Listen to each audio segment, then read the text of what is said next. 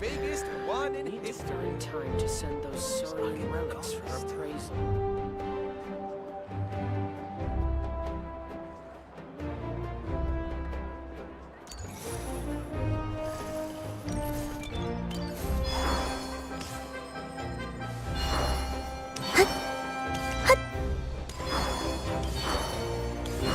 The biggest one in history.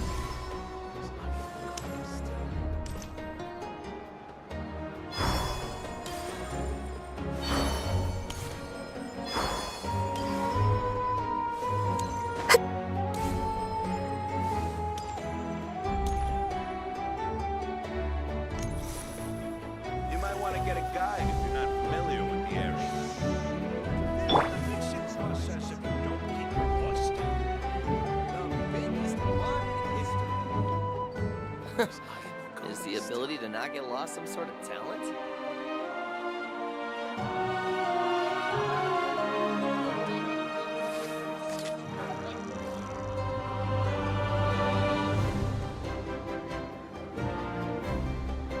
You might want to get a guide if you're not familiar with the area. Process if you don't keep your The voice down. biggest one in history.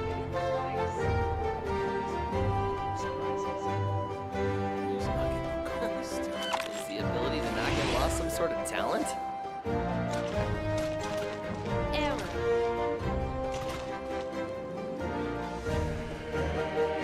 You might want to get a guide if you're not familiar with the area. What a place. Ready. I was just looking for surprises.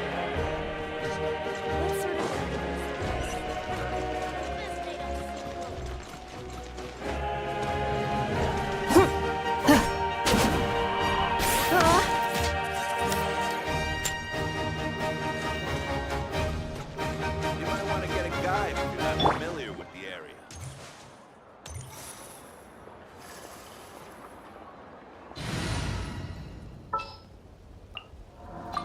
What shall we do?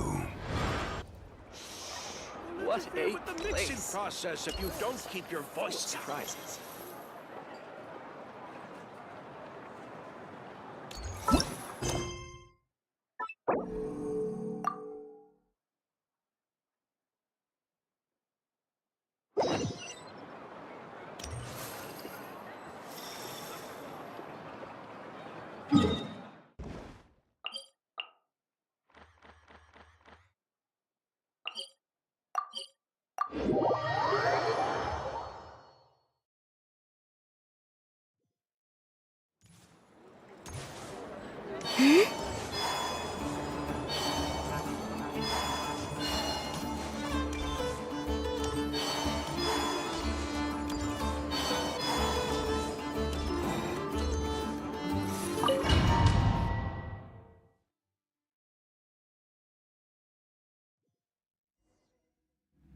Like I thought, no more paths back to reality have emerged since. But how can I be sure that I'm going the right way without scenes from reality to keep me on track?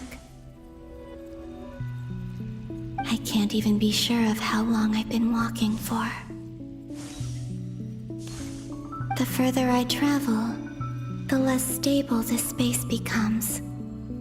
There are even moments where I can sense something that feels like abyssal energy. They can just materialize out of thin air.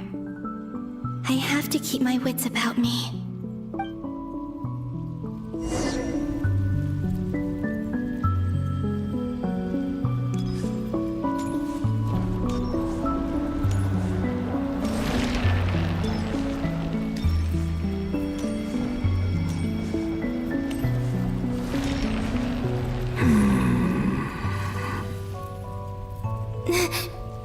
Is that the Ray here of Solnari?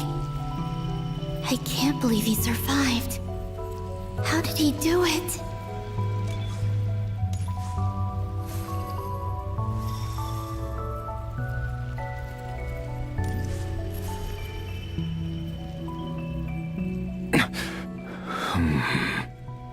You're the moon goddess. But how?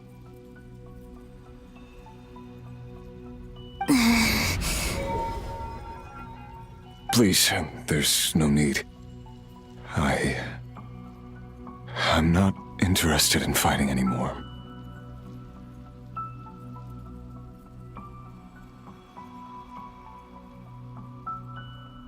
I find that a little difficult to believe. Yeah. Honestly, so do I. The way you used my own power against me was... It was a brilliant strategy. And then, in the final moment before I was thrown into this space, I got to see an old friend. Mr. Dainsleif. Right. It was so long ago now. But we were friends once. When I first got here, I was filled with hatred, remorse, and rage. How I cursed and devoured. I tore everything here apart. I was consumed by the desire to leave this place and have my vengeance. But to no avail. This is a place with no exit. This is the second time I've entered this space. Though I have no memory of the first. I was torn to shreds the moment I entered. But this time I survived. It must be partly because of this new body, and partly because of all the Kuvaki I absorbed in Nodcry.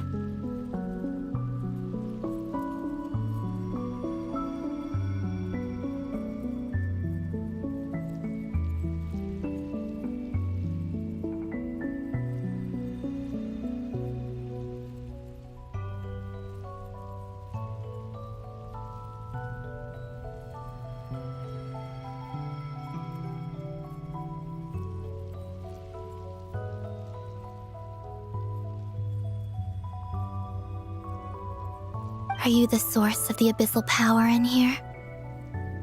Not all of it. Some is from when I first arrived here and tried to destroy everything. But there was already a degree of abyssal power here before I entered. And like a venomous snake baking in the merciless sun, it tried to slither into my shadow. Tried to. So, you rejected it? Yes. Because after that, the world suddenly became silent for a moment. What do you mean? The voices in my head, they were gone. And then I saw her. Her? Thelindis. My former lover. Never mentioned that she saw a memory of Thelindis leaping into the moon's reflection. More precisely, I saw her afterimage. I'm sure the real her is long gone. She was just an ordinary Conrian. She couldn't have survived here for very long. Anyway, why have you come here? Didn't you know it was a dead end? If I hadn't escaped through the moon gate, my friends would have been in far greater danger. Oh, I see. Because of your power. The power of a moon goddess. What? You'd like to know how I know, wouldn't you? The one who resurrected me said so. I could hear a deep lust for power in his voice.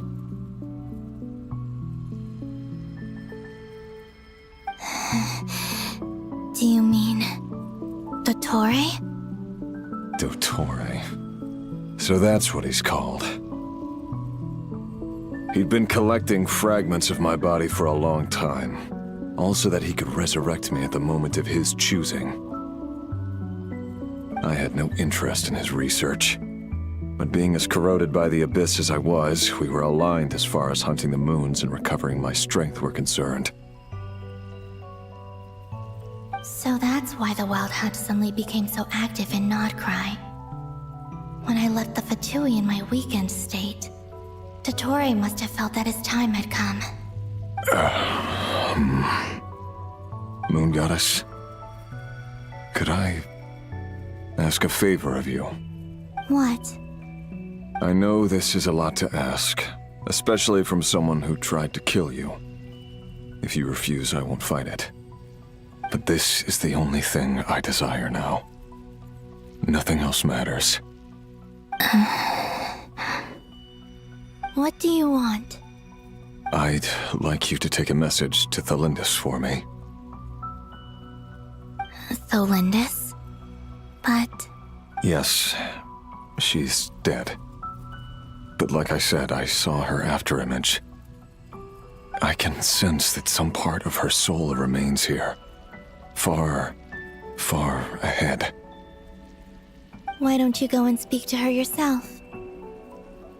I can't. I don't know why, but I can't move freely in this space as you can. All I can see is a glimpse of her walking away. Just like the moment when I last saw her in life. In return, I will clear these abyssal obstacles for you. No, not in return. I'll clear them for you, whether you want to help me or not. It feels like something I ought to do. Why? Yeah.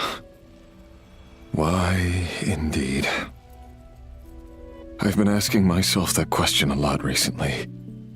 Why did I do the things I did?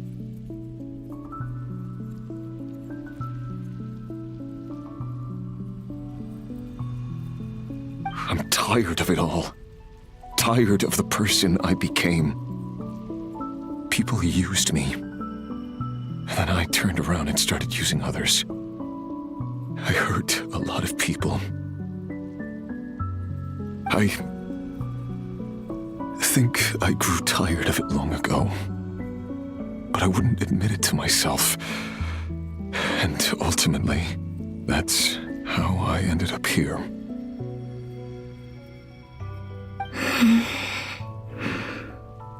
What do you wish to tell her?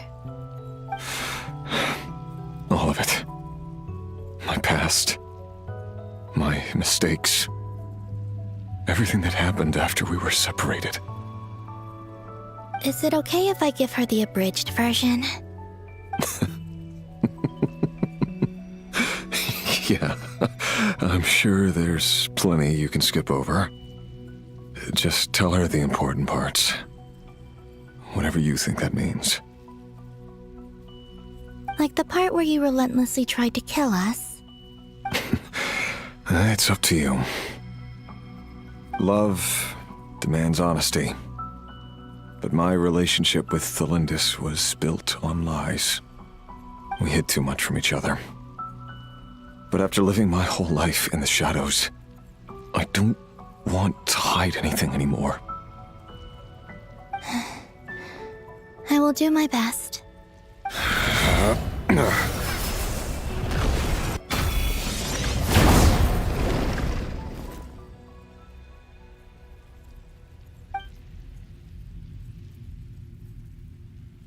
There.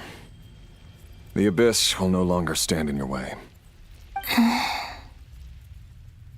Even though Mr. Dainsleif felt he had to fight you, I think he still regarded you as a friend. Dane? He said that you betrayed him, but he also felt great remorse at never having understood what you were truly going through.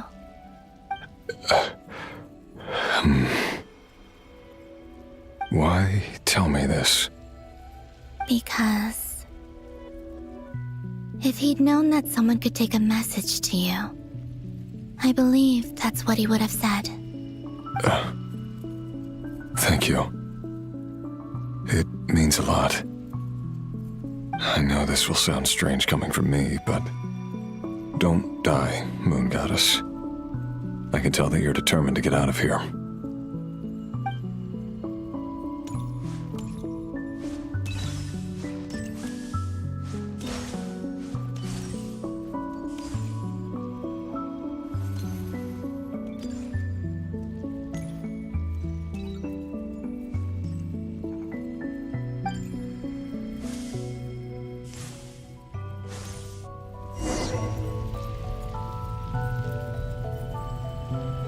He kept his word. The abyss is no longer obstructing my path.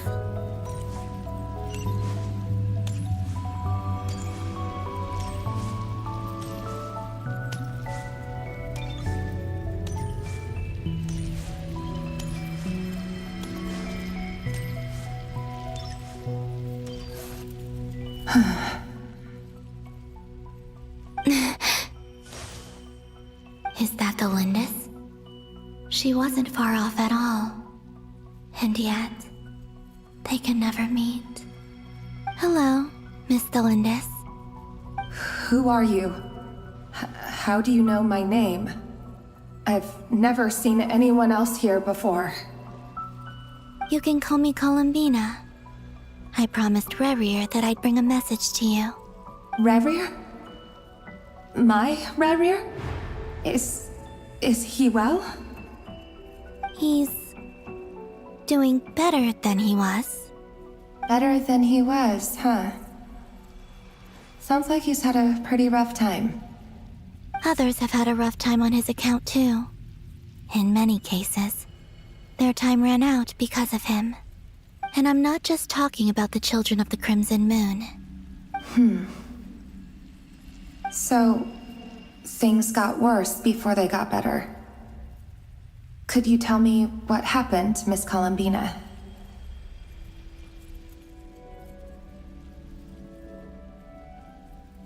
Are you sure you wish to know? Yes. This is my opportunity to learn the truth. No matter how hard it is to hear, I have to know. I admire your courage. However, time is short. I cannot stay here for long.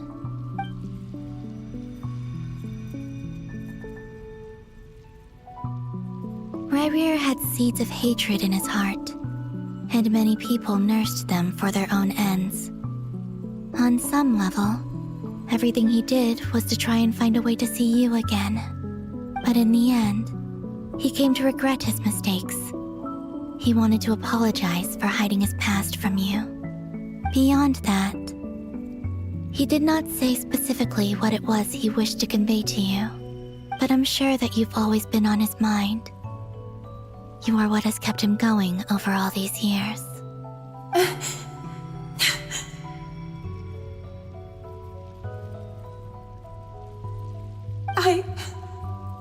I'm sorry, Miss Columbina. This is so upsetting. I'm not sure how to put my feelings into words. It's all right. I understand. Well, that's everything from me. So, I guess I'll be... Wait. One moment. Time flows backwards here. The road ahead only leads further and further into the past. I know. I intend to reach the end of that road. Without a moon marrow, without the 3 moons' power, you won't make it far. Wait, unless... Are you one of the moon goddesses? You could say that. I see. I often think to myself, if life is like a train ride, why haven't I reached the...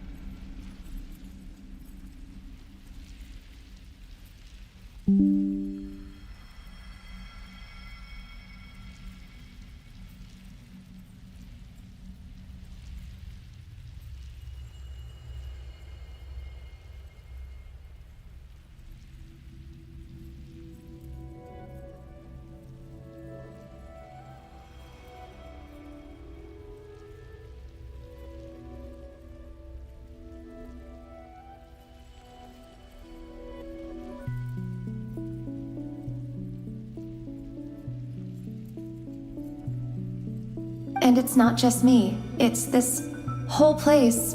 Wherever it is, it seems like it's existed forever. It's such a mystery. Where is it going? I must seem so ridiculous.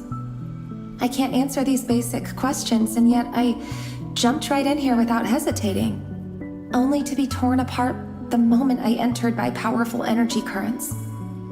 Only my soul remains now.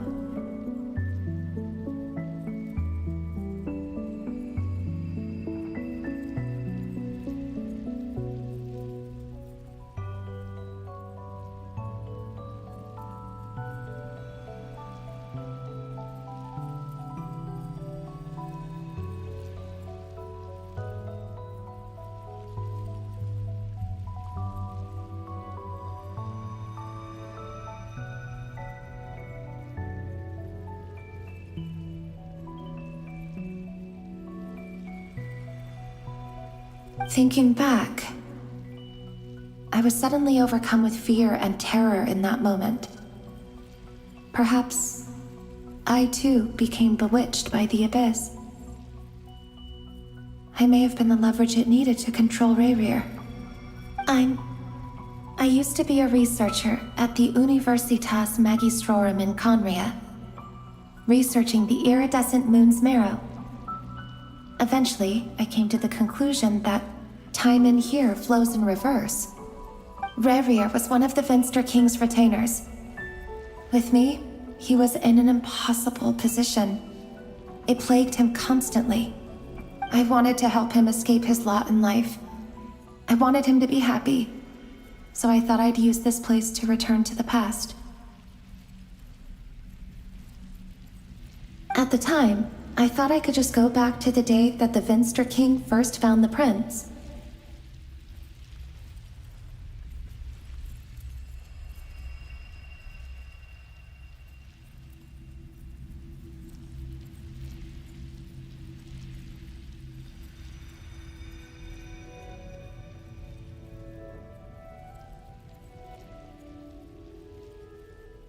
It was only after meeting the prince that the Finster King started going too far with his research into the Abyss. That was the day all of our woes began. I thought I could stop the king from ever meeting him and solve everything.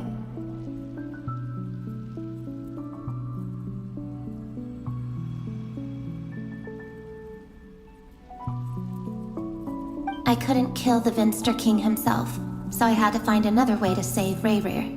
That's why I wanted to go back, to kill the person who had brought new possibilities to our realm. I'm sure it was a futile endeavor, but the Abyss probably enhances the basest human desires.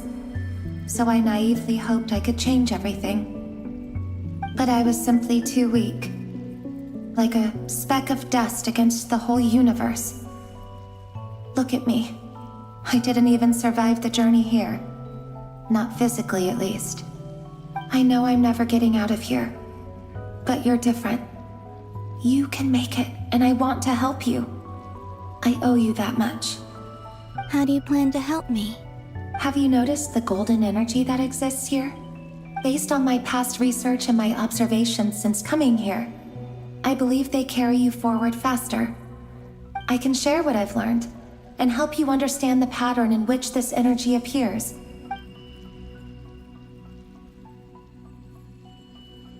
I think you just might... Now, I know you will be able to change the past. Also, I've been speculating about where this phase ends. The documentation was scanned, but from what I know of the legends about the moons, the oldest ones seem to begin with Nibelung, king of dragonkind. I have no way of verifying any of it by this point. But if it's true, you might be able to reach that era if you keep walking.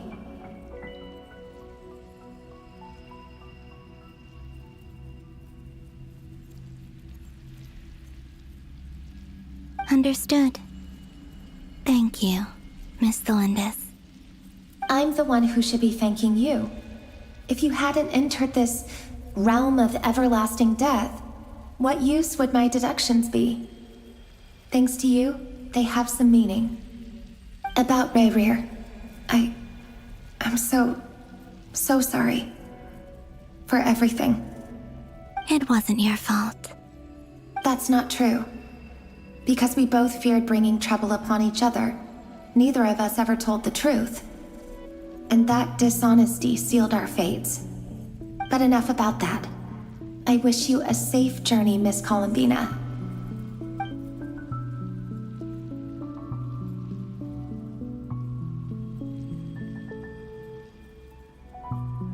And may the outside world never have to experience pain like this again. Rayrir, you're there, aren't you? I cannot see you, because you exist in the future. I expect we'll be trapped in this prison of space-time for all eternity. But please, gaze upon the past, and then sit for a while. Let's find a place to sit down together, just like we did when we first met.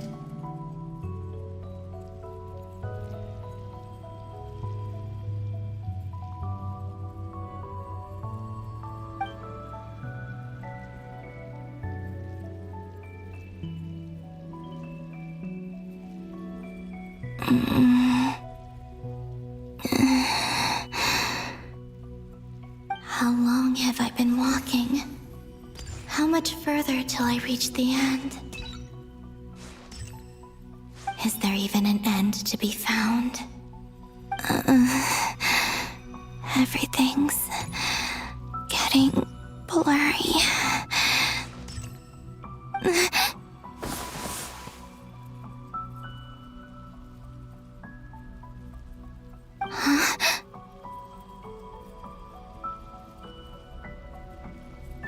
Are you all right, little sister?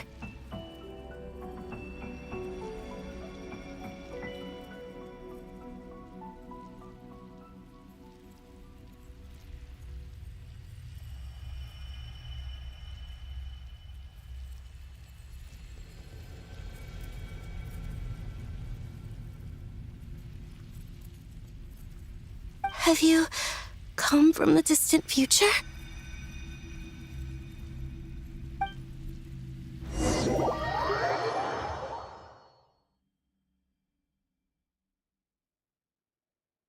So, how exactly did the moons just disappear? Shouldn't it be a little harder to get rid of major creations like moons?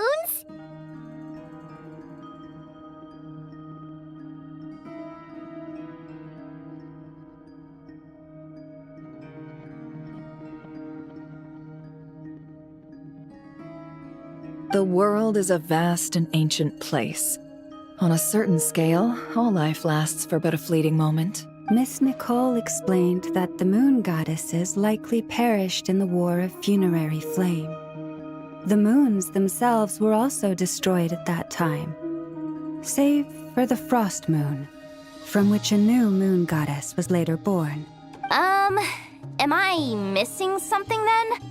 'Cause the stories say that the moon goddesses were born on the moon, but doesn't Columbina say she was born in Nodcry? Huh, you're right! Why do their birthplaces differ? What's the difference between the two generations of moon goddesses? Also, remember what Sandrone said? Her scans detected 4 moons. In other words, 4 moon marrows. Technically, the result of the scan means that 4 moon marrows were detected and positively identified as moons in that moment. In other words, this piece of information alone isn't enough for us to know how Miss Columbina is doing right now.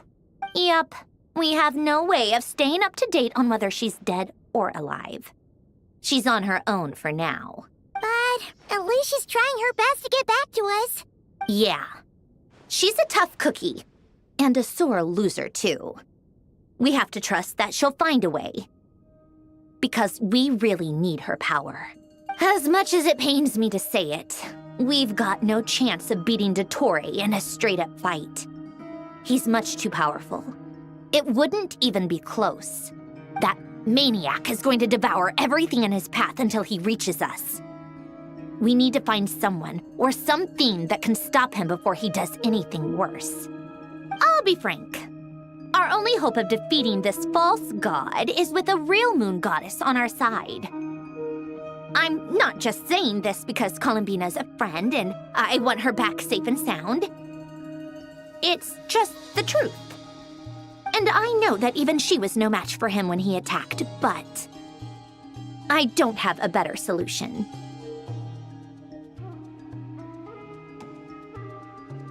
We're not giving up on saving her, whether she can defeat Dottore or not. Right. Don't worry, Miss Sandrone. We're all aligned on saving Columbina.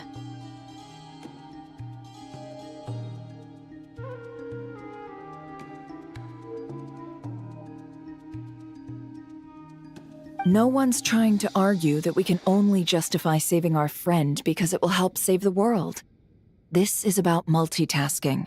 We want to save both.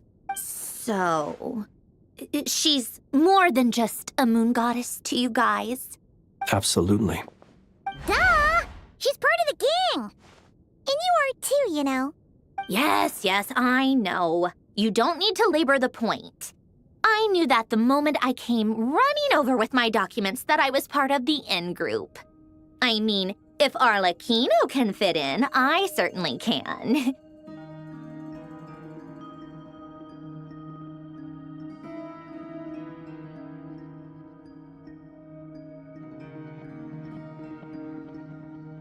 Anyway, as for how we get Columbina back, I've been working on it constantly. But I think I'm still lacking certain information about the moon. I'd probably get there if I could continue my calculations, but the problem is, I've run out of computing power. Computing power? You mean you need more energy? No, the issue isn't energy, it's processing power. There's so much data to get through that the whole process has just ground to a halt. That's a tricky problem. René de Petrichor of the Nautitzenkreuz Ordo once foretold the fate of the world. But I don't know how he did it. My guess is that he used the primordial sea's power. However, that won't work for me. His methodology was vastly different from my own. What's worse, they're incompatible. And to top it all off, we can't even leave Nodcry. Ugh, this is so annoying. If I'd known we'd run into a bottleneck like this. Well, no, the design bureau's a bust as well. Curse that Dottore! Couldn't have made this harder for me if he tried. Oh, what do we do then? How about we grab a bite to eat and take a break? Maybe something will come to mind after you've cleared your head. You don't get it, do you? I'm trying to calculate the fate of an entire world here.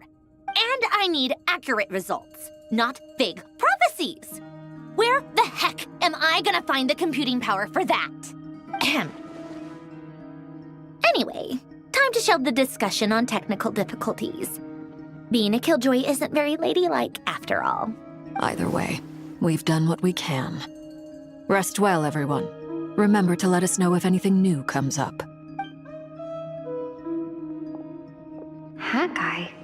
Is he hinting that we should talk outside? Let's go somewhere a little more private.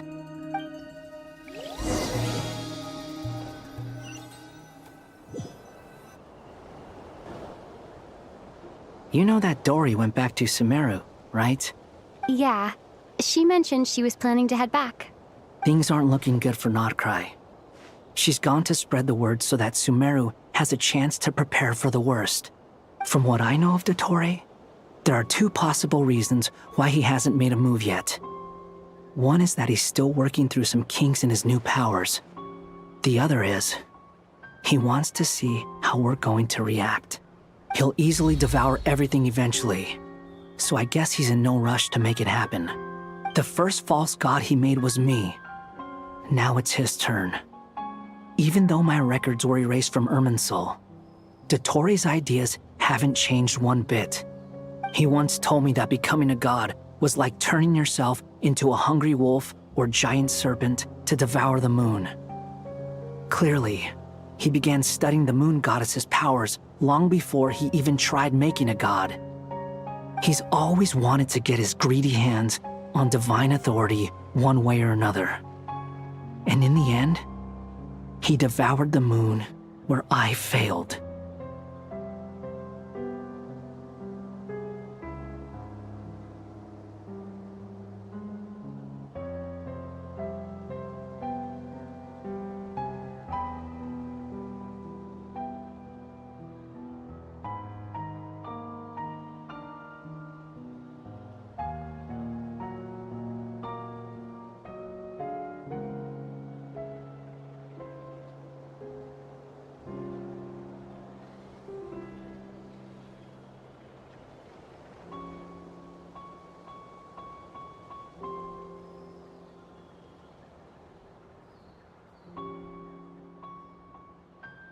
In the desert of Sumeru, there is a chessboard built by King Deshret, also known as Al-Ahmar.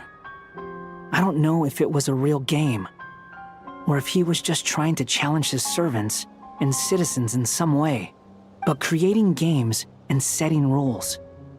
Gods do that as a matter of course. That's the kind of power Dottore craves. Now he has the Trilunar Authority. His power is leagues beyond the common people. I don't think there's any point in other nations rushing to the front line. They're better off focusing on defense and hoping they can fend off any threats that spill out from Notcry. Either way, Dori will inform Lesser Lord Kusanali, and she will contact the other gods in turn. The Seven will have some recourse available. If nothing else, their protection should keep the rest of the world from descending into chaos as quickly as Notcry has. So on the bright side, even if Notcry is doomed, your friends in other nations won't be in any immediate peril. That's good to know. But I'm not ready to give up on Notcry yet. There's a word for people who refuse to let anything go. It's called being greedy. Maybe it sounds greedy to you, and probably naive too.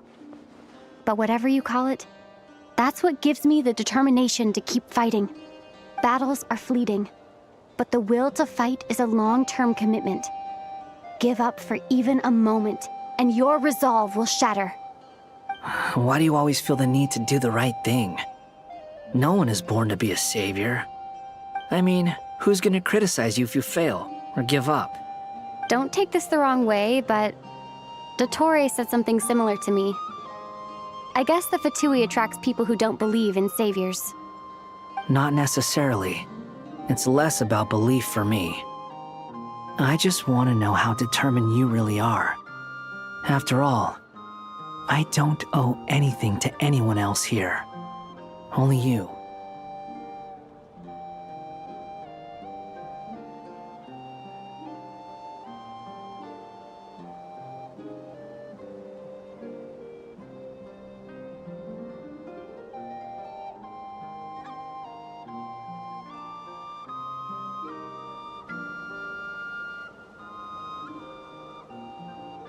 You look kinda worried.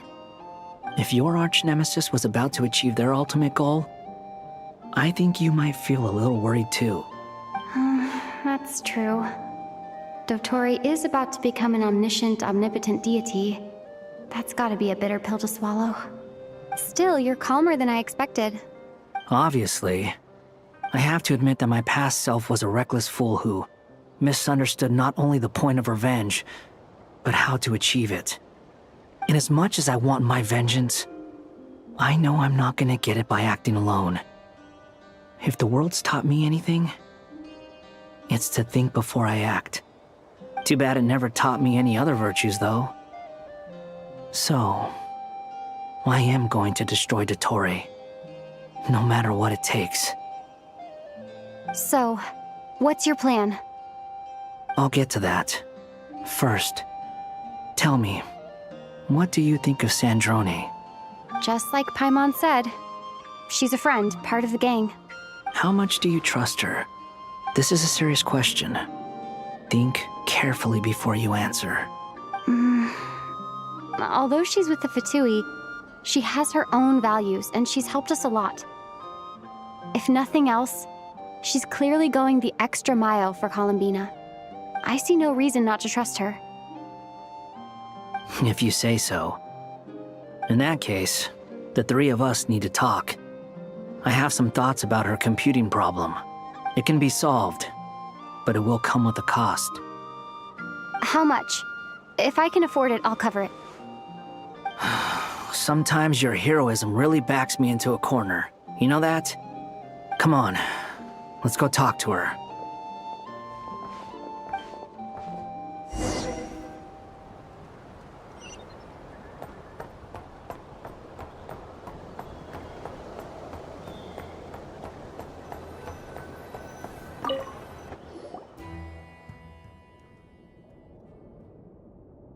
Miss Androne, Traveler. Hey there. Paimon's here too! She was just helping them sort through their things. How did your chat go? That was fast. The call only just ended. Well, you said it was urgent, so we got here as quickly as we could. Albedo, I have some alchemy questions for you. I see. Looks like my knowledge proved useful after all.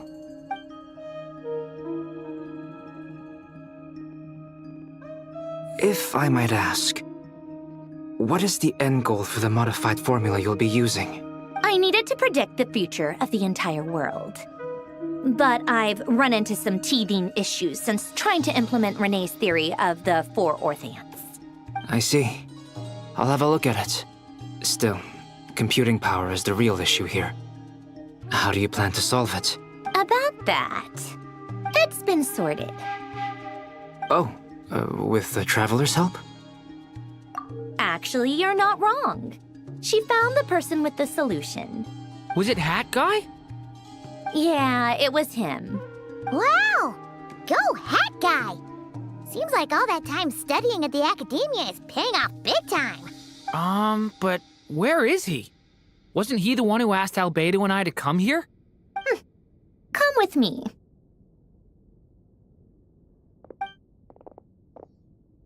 Hat Guy? What's happened to him? Hat Guy!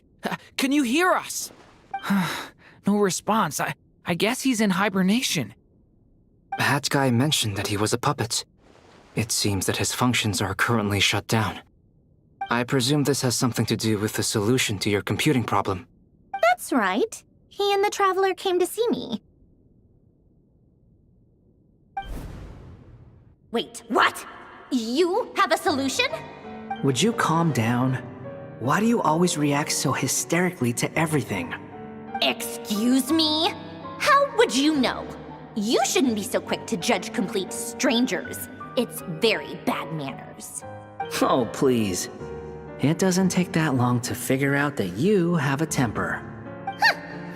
Where does a mere student get that kind of confidence? I've actually published more papers than you. Not that status counts for much.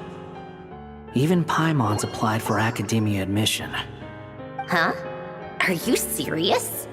See? This is why I can't be bothered to explain myself. She recognizes no one's skills but her own. Okay, fine. I'll hear you out. So, tell me, how do you propose to solve my computing power problem? This world itself is constantly processing all kinds of information. If it's the world's future you're trying to calculate, you need a processing device that's designed to cope with that volume. Easier said than done. Only Irminsul can handle that kind of... Wait, is that what you're suggesting? But surely we can't just plug my formula directly into the ley lines. You should be able to tell that I'm not human, right? Yeah, I noticed. The technology, though, seems pretty ancient. Very different from Fontaine's. It's a completely different system. Conrian, to be precise. I'm what they would have called a puppet. Puppets need an energy source and processing power. The artisans who built them sought out the materials most suited for that purpose. You? Do you mean... The Traveler and I have talked it over. She's willing to vouch for you. So, I'll allow you to borrow my core for your calculations.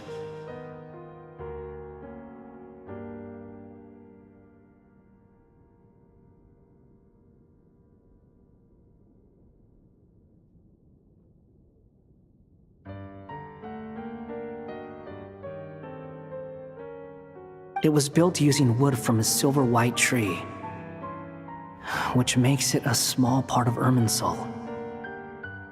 Conrian technology and Irminsul wood. Who in the world could have built you? Are you sure about this? A puppet without its core will cease functioning completely. And if it's left in that state for too long, it might not recover. You could die if you do this. You do realize that, don't you? I can put 2 and 2 together, yes. No need to rub it in. I won't lie to you. This has never been done before. I cannot guarantee your safety. Doesn't matter. I'm prepared for the worst. Did you two actually talk this through? Is he... Are we really considering this? Yes, we discussed it. The bottom line is, he trusts me and I trust you. Let's give it a shot, shall we? Honestly, I have no clue where this kid even came from. But for whatever reason, he lent me his core to use in my formula. I'm very close to finishing my calculations now, and the core is currently in use. So I'm sorry, but I can only show you a sketch right now. This is what the core looks like.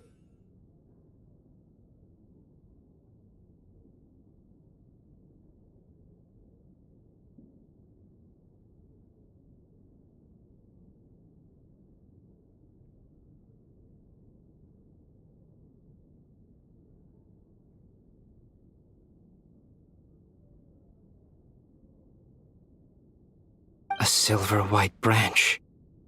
It certainly matches the legends told about Irminsul. Is Hat Guy gonna be okay? He's not gonna die, right? Right? In theory, he should be fine. As long as we put his core back in time. Beyond that, all I can say is that I'll try my best to avoid risk and make sure the core doesn't sustain any damage. I think I know why you called us here now. Someone needs to watch over his body and make sure it's protected until the process completes. Correct. He said that the only ones he trusts here are you two, and the Traveler. And the Traveler will have other work to do. He will have our undivided attention. Aw, Hat Guy. On a more positive note, things are progressing steadily on my end. I'll call everyone in for a meeting once the results are out.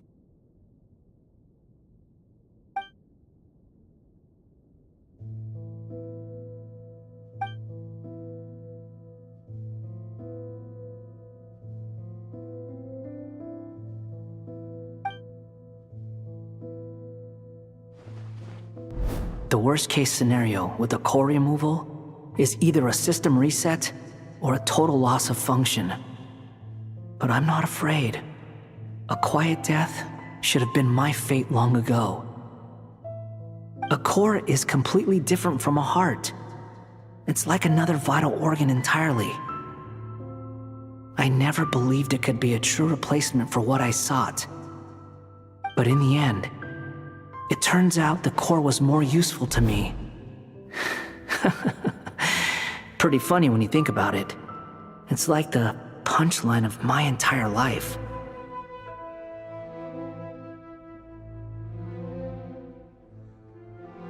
Do you think there's any difference between a puppet and a human? If not, then this would just be another samsara. I have already experienced both a past life and a next life. Part of me wonders whether I'm only capable of making this decision because I've become a real human. What's with that expression? Isn't this a good thing? Sandrone will succeed, won't she? She has to. She will. We all have to persevere until this is over. That's right. And I'll protect you all until a moment of victory arrives.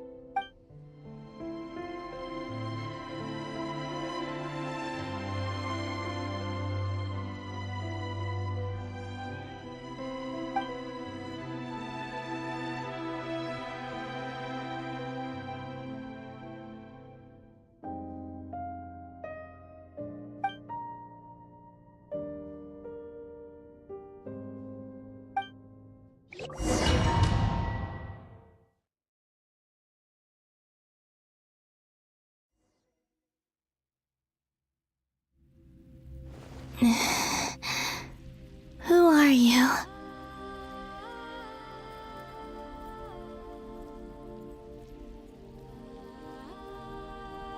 Call me Sonnet. You have the same power as Canon.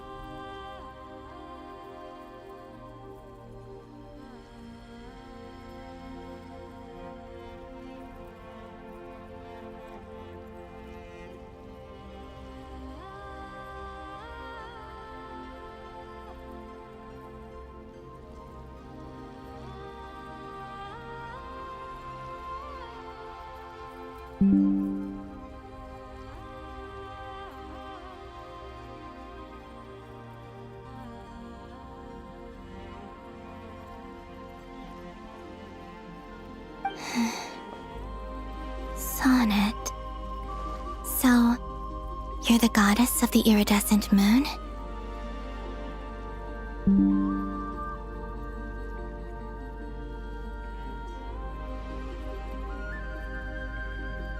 Oh, goodness. You recognize me? Well then, what's your name?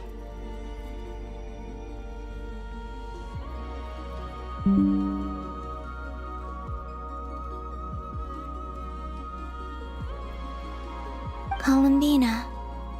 Columbina hyposelenia.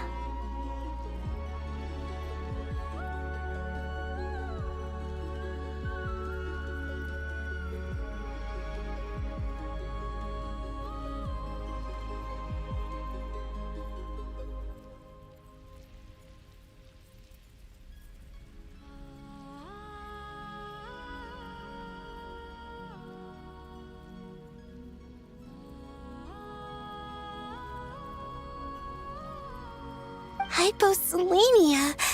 What a lovely name. Did you choose it yourself? It was a joint effort between me and my friends. Friends? You mean your friends in the heavens? Huh? Oh, sorry. You must be exhausted. I apologize. Hang in there. Let me introduce you to my older sisters.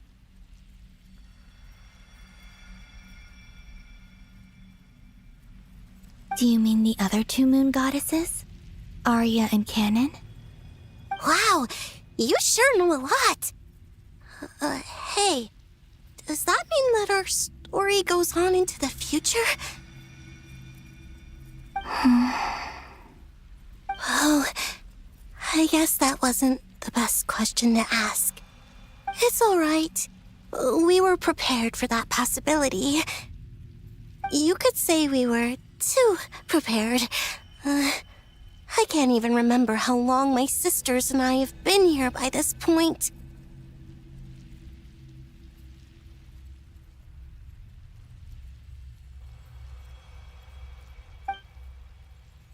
When did you get here?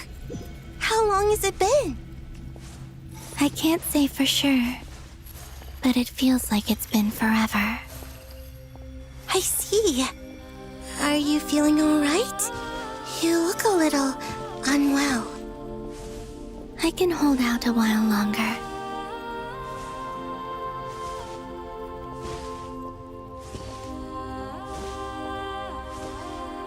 We don't have far to go.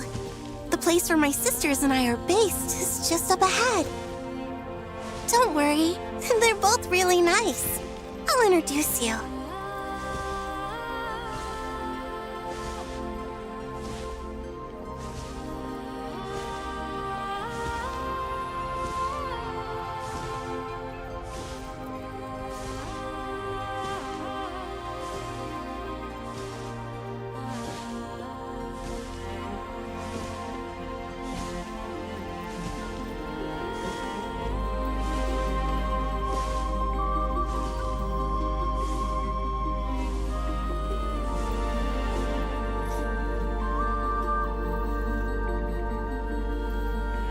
Sisters! I'm back!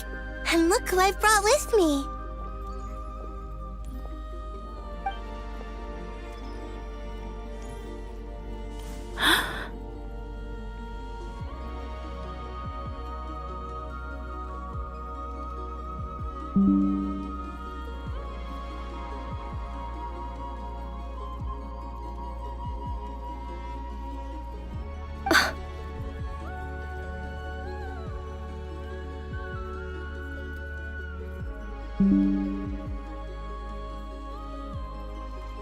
It's our lovely little sister, born in the far future. The pleasure is all mine.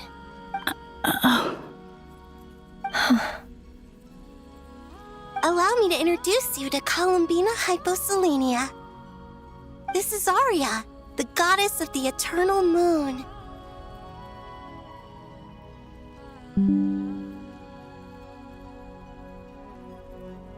And this is Canon, goddess of the frost moon. Canon, don't you think Hyposelenia's power is similar to yours? Hello, Columbina. I apologize for our startled reaction just now. And please, forgive our little sister if she's been annoying you. She tends to talk a lot.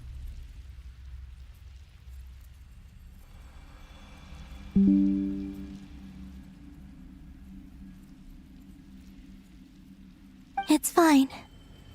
You seem shy. Don't worry, Columbina Hyposelenia. No one can hurt you here. Could you tell me where here is?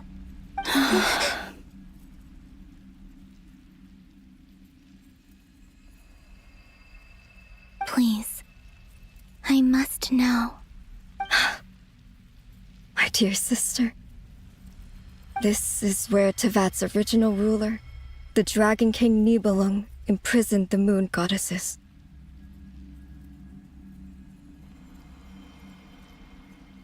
What? You're scaring her, Canon.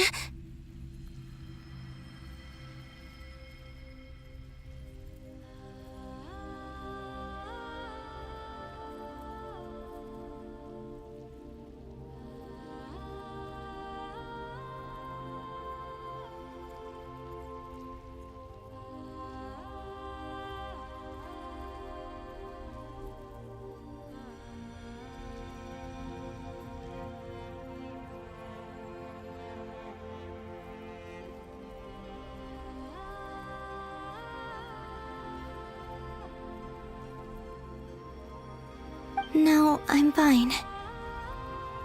Please, continue. Nibelung, our original master, created us in the distant past to maintain Tevat.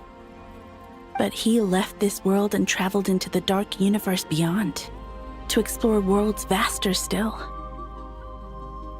Day and night, we fulfilled our duty in the heavens, until the day that the first Descender arrived.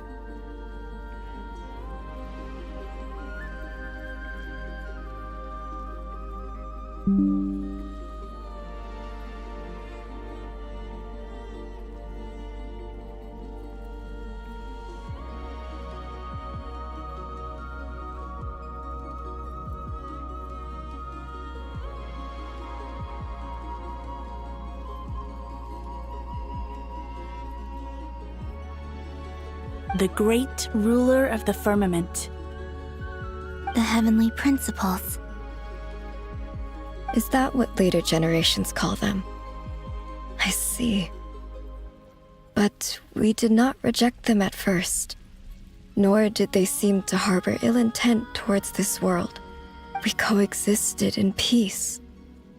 They were like a guest in our home. Slowly, however, we came to realize that our guest had a growing desire to change and dominate the world. And you didn't stop it? No. There was an order to the rules they set up that Nibelung never taught us.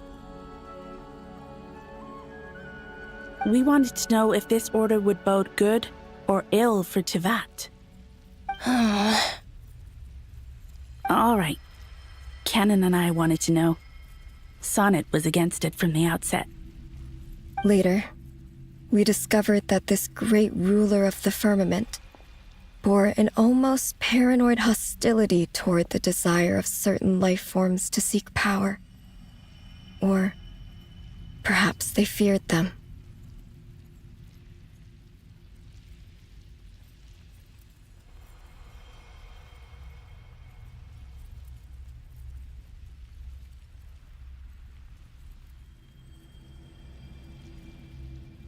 They would even cast down celestial nails as manifestations of their power, to punish the civilizations of the world below. Only this was far beyond mere punishment. Right. Their rules brought order, but the price people paid for merely testing the limits of those rules was far too great.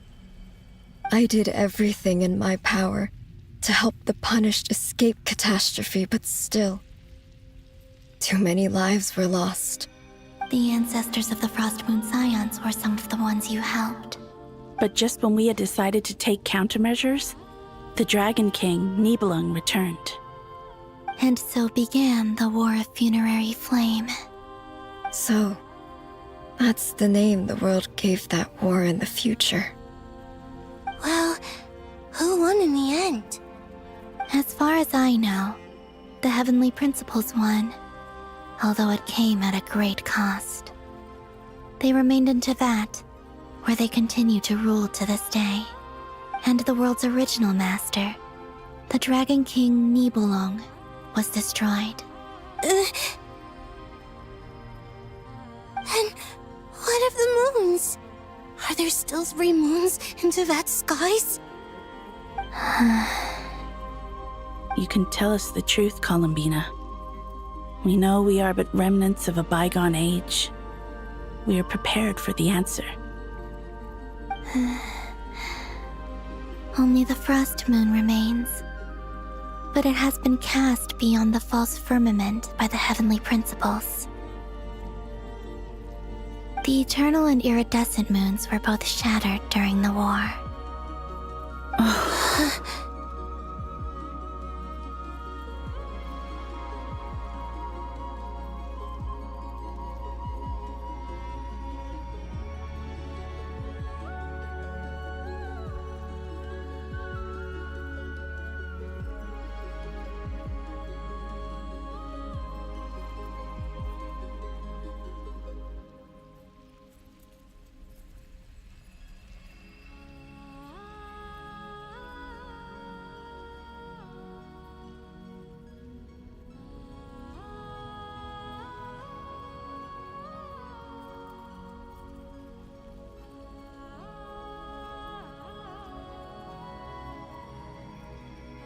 So death finally came for us in the end.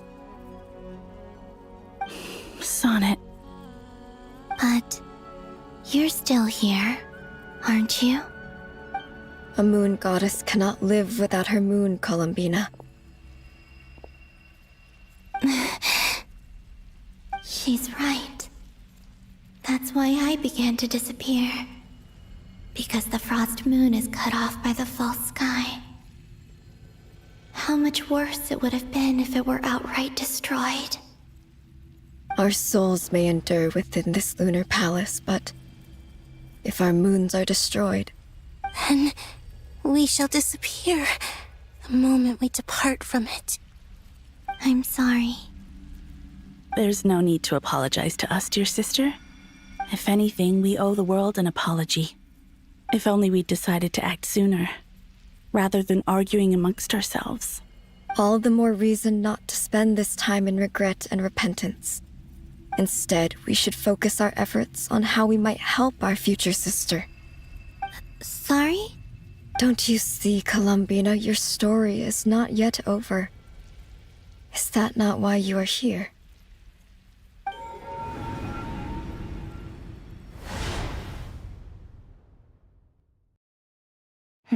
It's done. Initiate numerological array. Continue running primary process. Calculate the world's fate through extrapolation. And identify nodes of potential change. Secondary process, scan for moons. Still 4. The number of moon marrows hasn't changed. Wait, let me think. Is it possible that there's something I've been misunderstanding about the moons all along? Variables. Variables in the world. I know where potential variables within the world come from. So what about the moons? Are there any variables there? Like their life or death, for instance. What if being alive or dead makes no difference to a moon? But that's so strange. Even immortal gods can die. Why would the moons alone be... Wait! I've got it! I've got it! If alive or dead is considered a variable, we might have had this wrong the whole time. No one ever said that a moon marrow equals a living moon. We just made that assumption ourselves. Initiate secondary process. Scan again. This time filtering out interfering perimeter, moon marrow. I don't care if they're natural or artificial. Get them out of my search results! Why? It says 3 moons still exist in Teyvat, even after excluding the moon marrows. But we know for a fact that 2 of them are dead. Redo the scan. Narrow the results to living moons and real moons. No, scrap that. Narrow it down to moons that have lunar authority and remain alive. Why? Why is it still 3?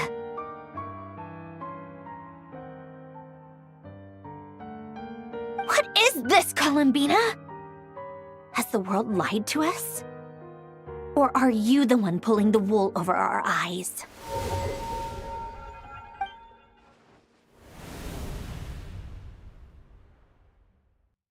So, you think that the moon's reflection might be where Nibelung imprisoned the 3 moon sisters? Yes, it would explain a lot, such as why that space would respond to a moon goddess's power, opening the moon gate at her command. It would also explain why Miss Columbina has been unable to leave, and why time flows in reverse there. In the messages she sent, Columbina promised us she'd find a way to return. But we have no way of knowing how, when, or where this might happen. The fact that she still has yet to reappear in this world indicates that returning from that place is no easy feat. We cannot afford to simply wait for her. So you're saying, if she could return by her own power alone, she would have done so long ago? Yes, she certainly wouldn't leave it to this late stage when it's so touch and go. I've been giving this some thought, and I've come to believe that Luanatar might be an anchor that she left behind, as a sort of future waypoint. This could also explain why Luanatar is always by the traveler's side. Sounds like a plausible theory. If that's the case, there must be some criteria we need to fulfill to allow Columbina to return to the present. The question is, what could they be? Hello? Listen up! This is extremely important!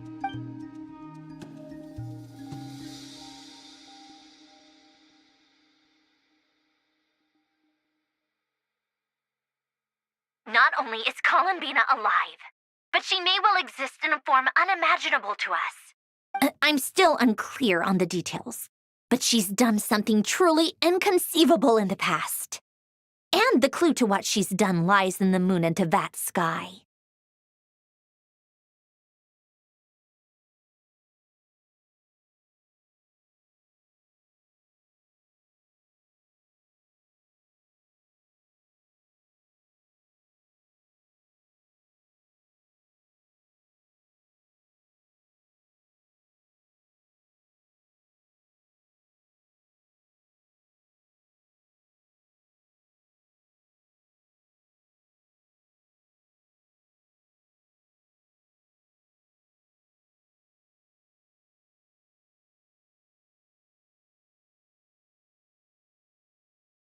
Truly amazing. Oh, I'm so delighted for her. I'm sure we all feel the same.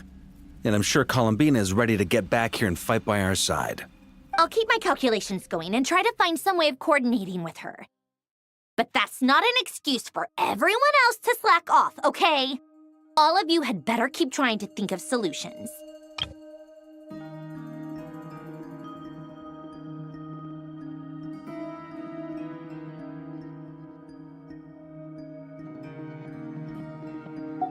How can the dead moon still live? And Luanatar...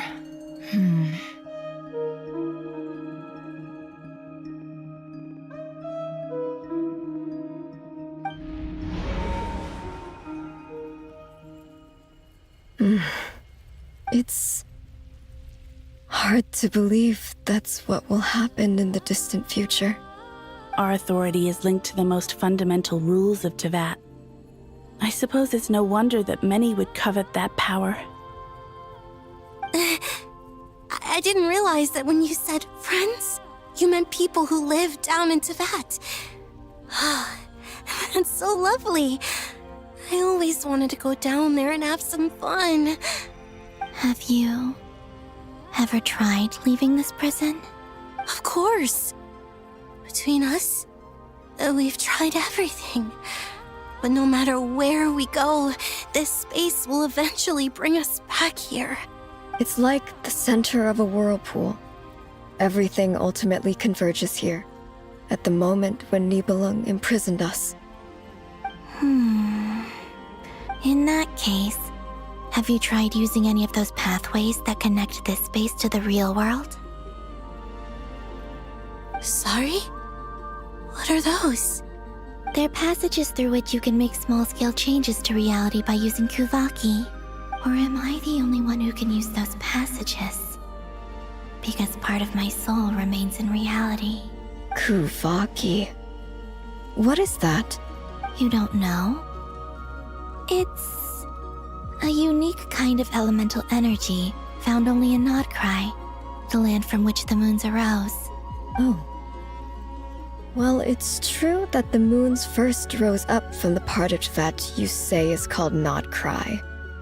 But there is no difference in the elemental energy between there and anywhere else. What?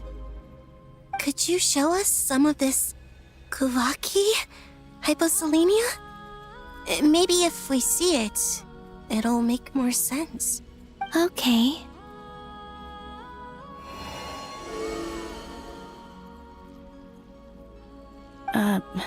Isn't that just your power? What? But it's everywhere in Nodkrai. In the air, in the land. Even the creatures who live there have adapted to its influence. How curious. This Kuvaki certainly did not exist anywhere in the world before we were imprisoned. Let alone influence living creatures. So, how exactly does it affect them anyway? Can they float in the air like us? This is so strange. Why would their reality differ so much from mine? Columbina, you're looking for more than just a way out of here, aren't you? Yes. If I am to help my friends, I will need tri-lunar authority on par with that of our foe. You mean... you'll need our power? This sounds extremely risky. The Three Moons' powers are not mutually compatible. Concentrating them into one goddess will be a very painful process. And if anything goes wrong, it could tear you to pieces. I know. But I'm willing to take that risk. Even so, let's say we successfully transfer our authority to you. How will you take it outside this prison? Nibelung constructed this realm specifically to prevent us from using our powers to interfere in his war. No moon goddess can leave this place alive. What if I don't leave alive?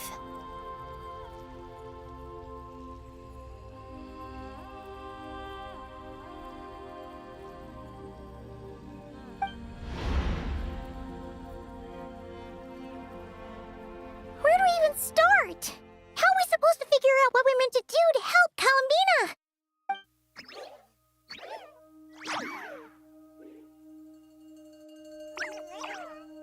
Columbina, what do you need from us? If she really got to the beginning of time in there, how do you think she'd leave us a message? You don't think she'd write it down on a stone tablet somewhere in the hopes that we'd find it, do you?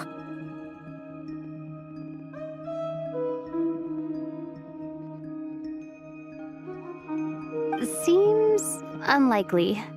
Columbina may not talk a lot, but she thinks deeply about issues like this. Let's review what we know. This is the Columbina who fought alongside us against the Reykir of Solnari, and with whom we celebrated Moon Prayer Night. She knows our personalities, our ways of doing things, even our unique strengths and abilities. So, if she wanted to tell us something from a long, long time ago, what would she do? Oh.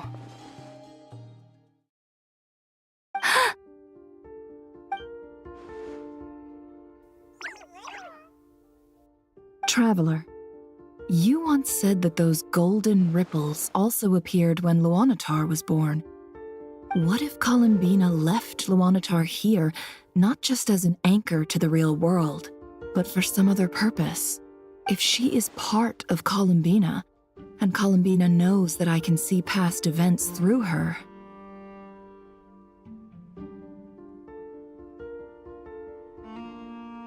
Oh, yeah! Like when you peeked into Rarer's past through his heart! Nefer, wait! If you're right about this, and you can really see past events through Luanatar, your eyes, they'll... Oh, I know. Looking at Rerir's past in Conria was already enough of a strain on my eyes. Looking this far back into the past, it'll surely blind me. But it's our only chance. This is the only way.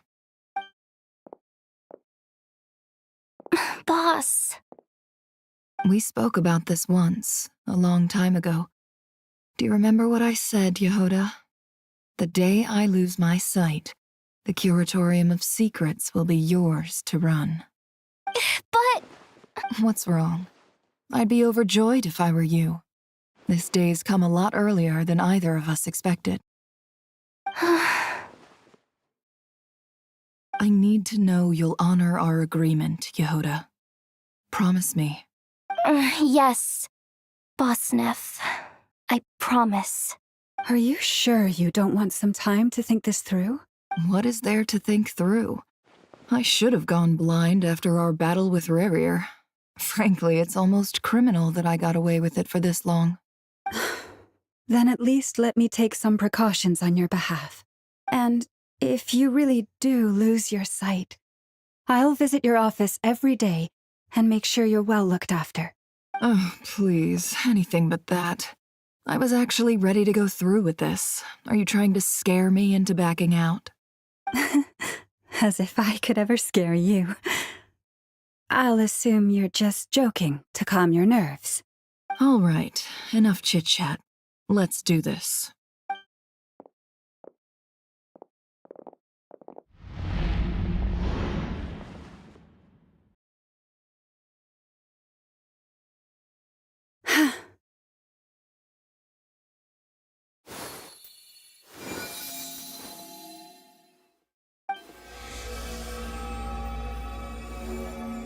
All done. Good. Now give me some space. Come on then, little one. Show me what happened in the past.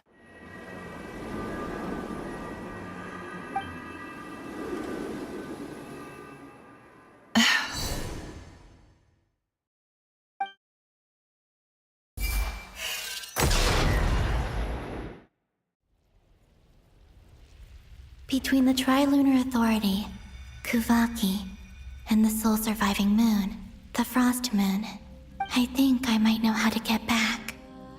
But I will need my sister's help. Time to go talk it over with them.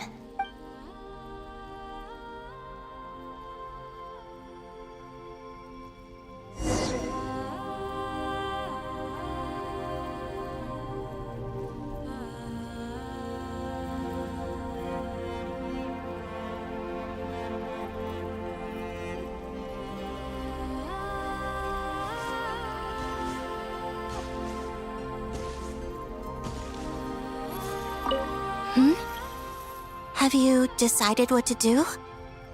I hope it's not too dangerous. You really scared me when you said that thing about not leaving here alive. Come on, let's go find the other two.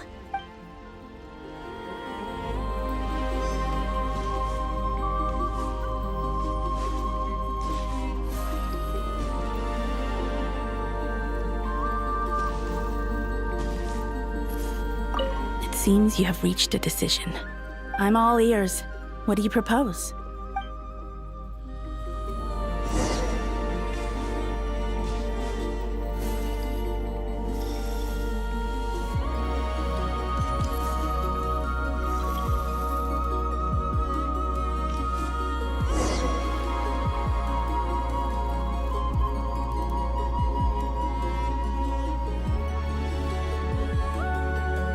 Have you figured it out, Columbina?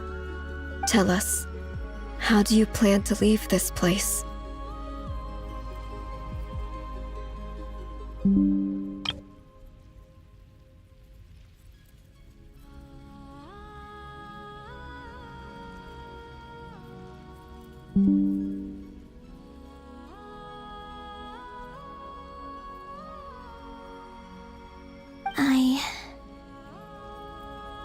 I intend to die here, in this moment, and then be reborn in the future with the help of my friends.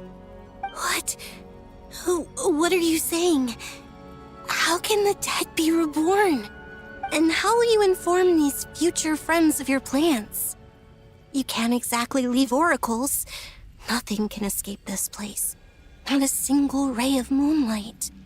And even if you found a way, what if they never find the message you left for them? You'll... No, that won't happen. Come again? They will find my message. I'm sure of it. I'm not following.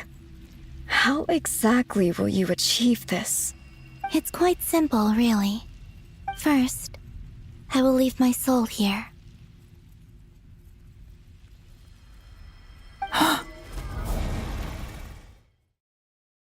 I see it. Your soul? You mean you're a divinity? Yes. I once left a portion of my soul in the future. One so small that this prison barely noticed anything. In this very moment, she can resonate with my soul across time. When the time comes, I believe that she can serve as an anchor to pull my soul from here back to the future reality. Just as gravity connects the world to the moon. Exactly.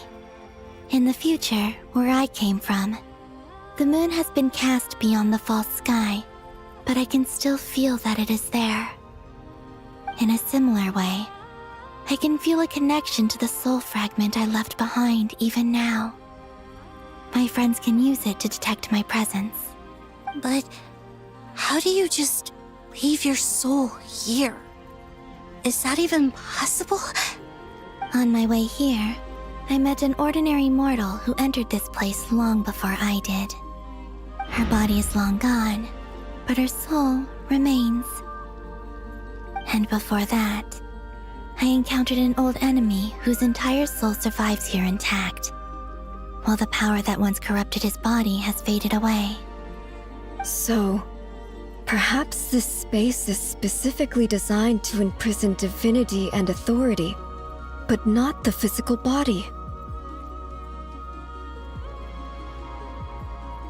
Still, even if your body can escape, would it not just be a lifeless husk without the soul inside?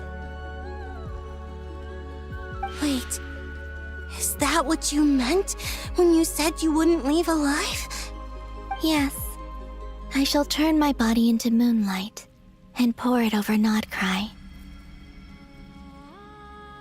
That power shall protect the land and quietly blend into it, awaiting my soul's return in the future.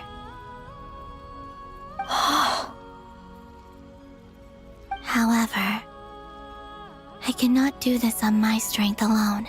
I would need your help to do this, so I'm humbly asking for your assistance. Oh, dear sister, you need not be so formal. As I said before, we are but remnants of a bygone age.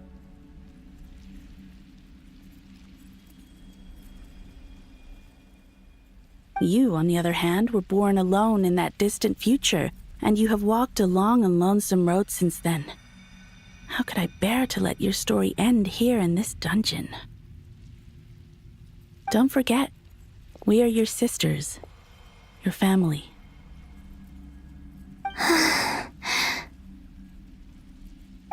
was right. Actually, I've always wanted a little sister.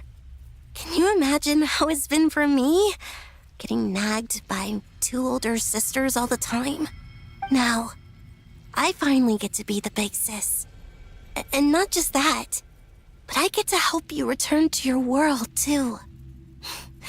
How could I say no to that? Sonnet. Canon? I'm sorry. I know this is a bold request. The Frost Moon is rightfully yours, and it remains intact. Oh, no, please, don't misunderstand me, Columbina. I was just thinking back on the years that the 3 of us once spent together. You cannot imagine how happy I am to hear of the future world you describe. The Frost Moon Scions, your lovely, kindly friends. For the 3 of us, whose purpose in life was to maintain the peace in Teyvat, it is a great relief to know that the people of this world live in such an abundant future. If your plan can save them and save Notcry, I will gladly give you all that I can.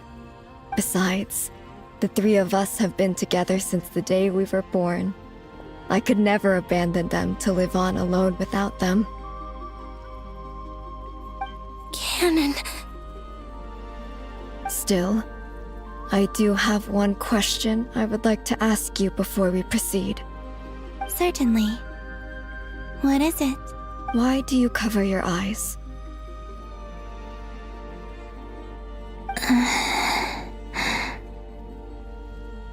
Yeah, I was curious about that too. But it seemed personal, so I didn't want to intrude. There was a time when I refused to look upon the world. I believed it was full of nothing but lies and falsehoods. I wished to hide my feelings, seal my heart, until I could return to my true home. I see. Perhaps that decision saved you from ever having to see the false sky again. But at the same time, you likely missed out on many true and precious things, like the smiles on your friends' faces. Promise me this, Columbina. When you return to the future, open your eyes, take a look at the world around you, and see your friends.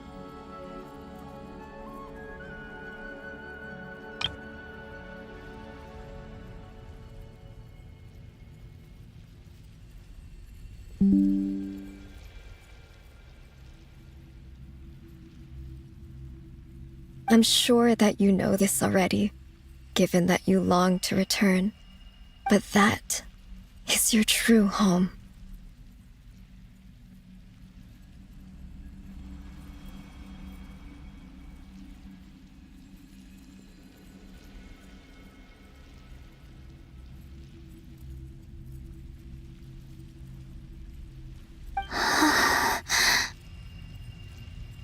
Give me your hand, Columbina. Aria, Sonnet, you too. Okay. All right.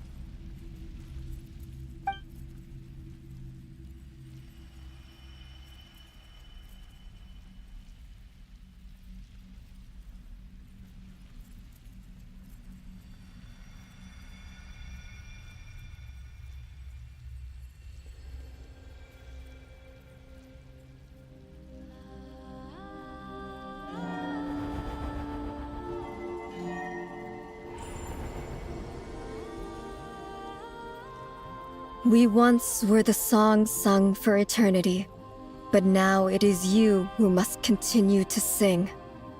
We once were the tides in the great river of time, but now we subside, and you arise. We were the messengers of madness and inspiration, but now the lies have faded. and your truth must endure. We are souls awaiting the sun. You must return to be with those who smile when they see your face.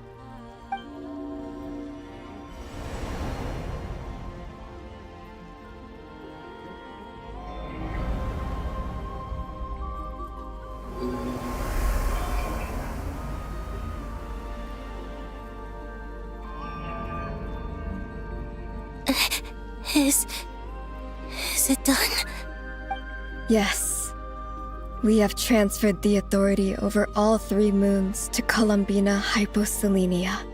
From this moment on, she is the Tri-Lune Goddess, the one and only moon goddess of this world.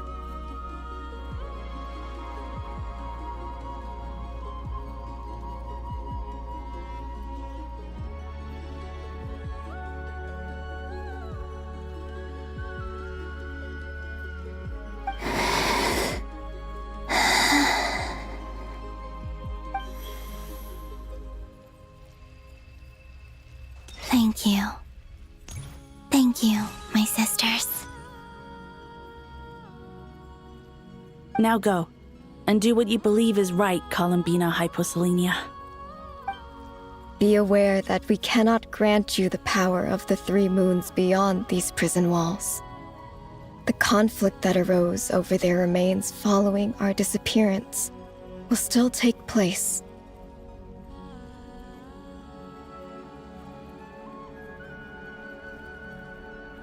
I understand. Sisters, oh, my body. It feels... Now that we have given up our power and authority, our bodies are merely mortal shells. This prison is dissolving them as we speak. It's okay, Sonnet. The end must come for every god, just as it does for every human. That's all this is. The final destination of our lives. Canon and I will be by your side the whole way. We have one final request, Columbina. Could you use the 3 moons' power to send us back into the real world?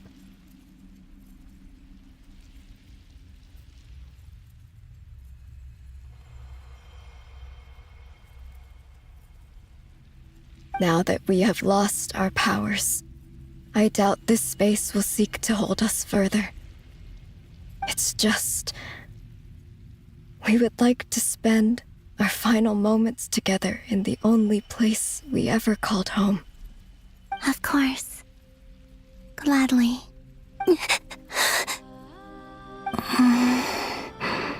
Sonnet. Yes? Don't...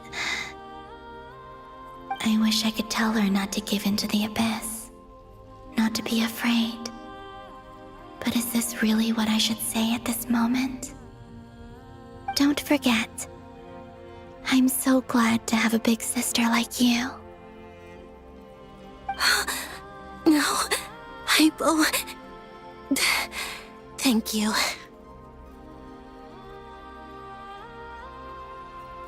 I'm okay. I'm not afraid. As long as my sisters are with me, I won't be afraid.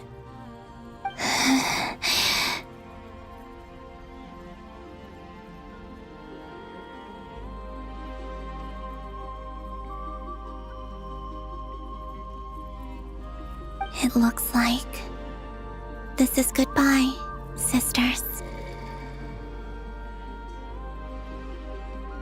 Goodbye, Columbina. Take care of this world in our stead. I will.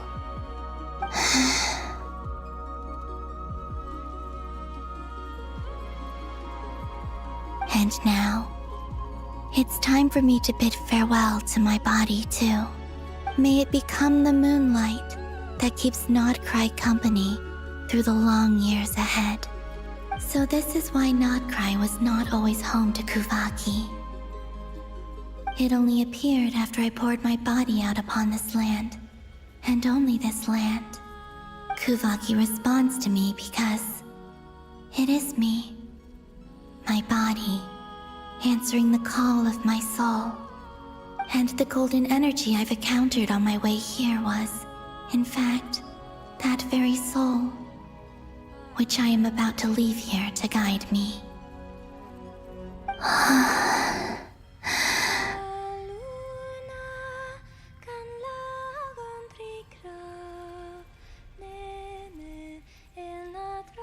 O power Trilune, eternal moonlight.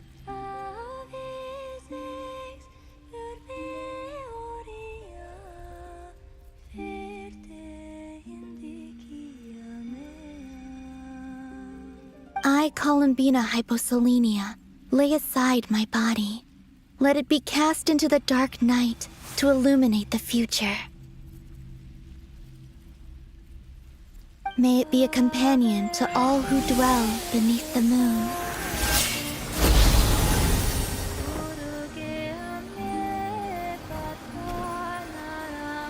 Until the time comes for me to return home.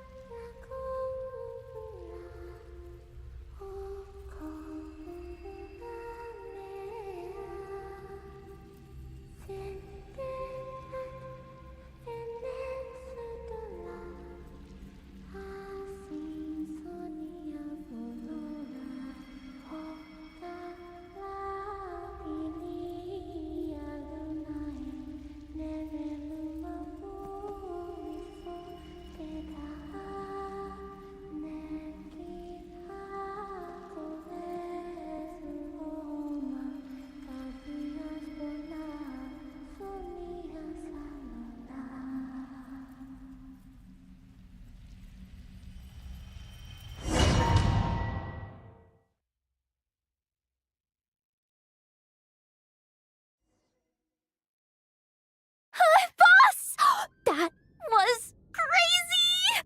Were we even allowed to see that? Is anyone? Can you still see? How many fingers am I holding up? I see 2 fingers, and a look of sheer terror on your face. Truly astounding, Miss Nefer. Your eyes have glimpsed the very ends of the world, and yet they remain as sharp as ever. Or is the credit for this miracle due to Miss Lauma?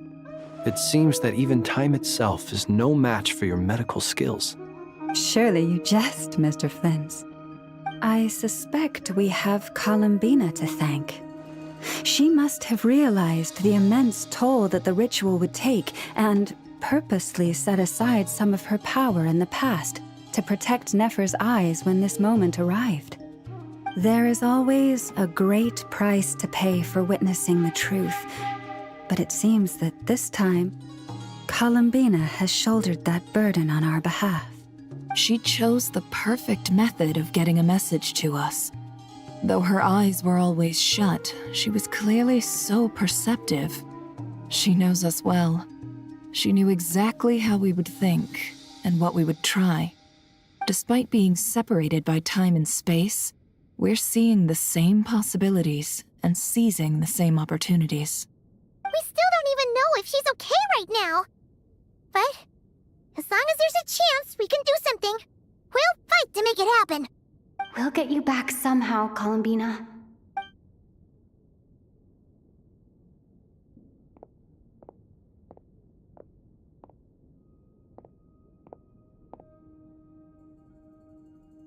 Well, based on the information we now have, let's figure out our next moves. Thanks to these gentlemen, we have a much clearer picture of the situation with Dottore.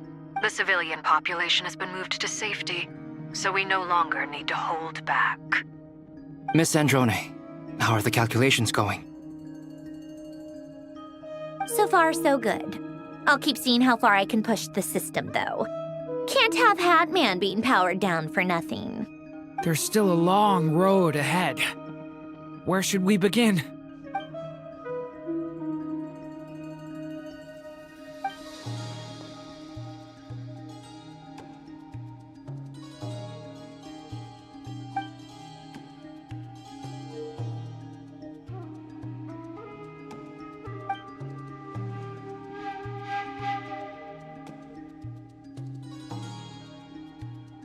Our plan is clear. Time is short, so let's get moving. There's just never enough time, is there? Time is the bane of my existence. Ugh. Anyway, I'm gonna get back to work. All right, we'll do our part too. Yeah.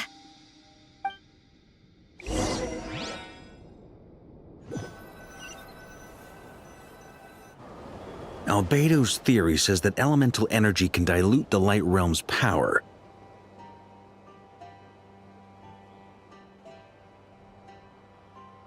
But I'm no expert in building elemental defenses. Sounds like something out of the advanced elemental theory section of the library. Whew. You seem quite troubled. Well, yeah. I mean, who doesn't get a little flustered when they're completely out of their depth? You were the very picture of confidence back when you approached the Hexen Circle. Eh, I could have been faking it through that whole meeting for all you know. Who's to say I'm not just a ball of nerves in a charming and gregarious package? Oh gosh, really? I'm so sorry, I had no idea. Well, you're all the braver for it. Still, I was much more in my comfort zone than I am here. At least in Mondstadt, you can cry for help from a cliff top and actually stand a chance of summoning Barbados himself. Things have never looked bleaker than they do now. If we don't pull this off, Teyvat's doomed, isn't it? Oh, you think so? Actually, yes. Yes, it probably is.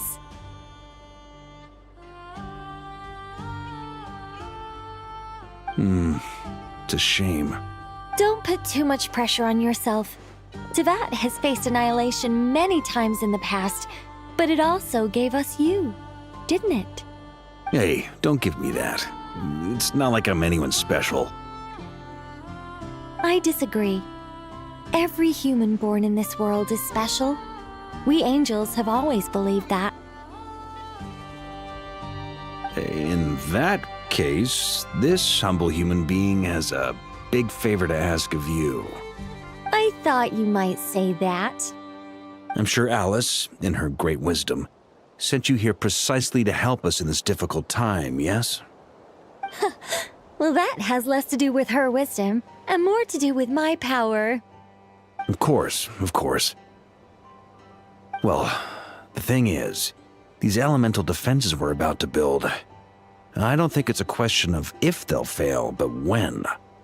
Durin's findings from his patrols make it clear that Dottore is constantly expanding his territory. First it was his lab, then the design bureau, and now this. It's not realistic to completely stop him encroaching on the rest of Nagcry. Rather, our goal should be to stall him for as long as possible. If Miss Sandroni's calculations are correct, well, they're the closest thing to certainty we have in this situation, so let's assume they are.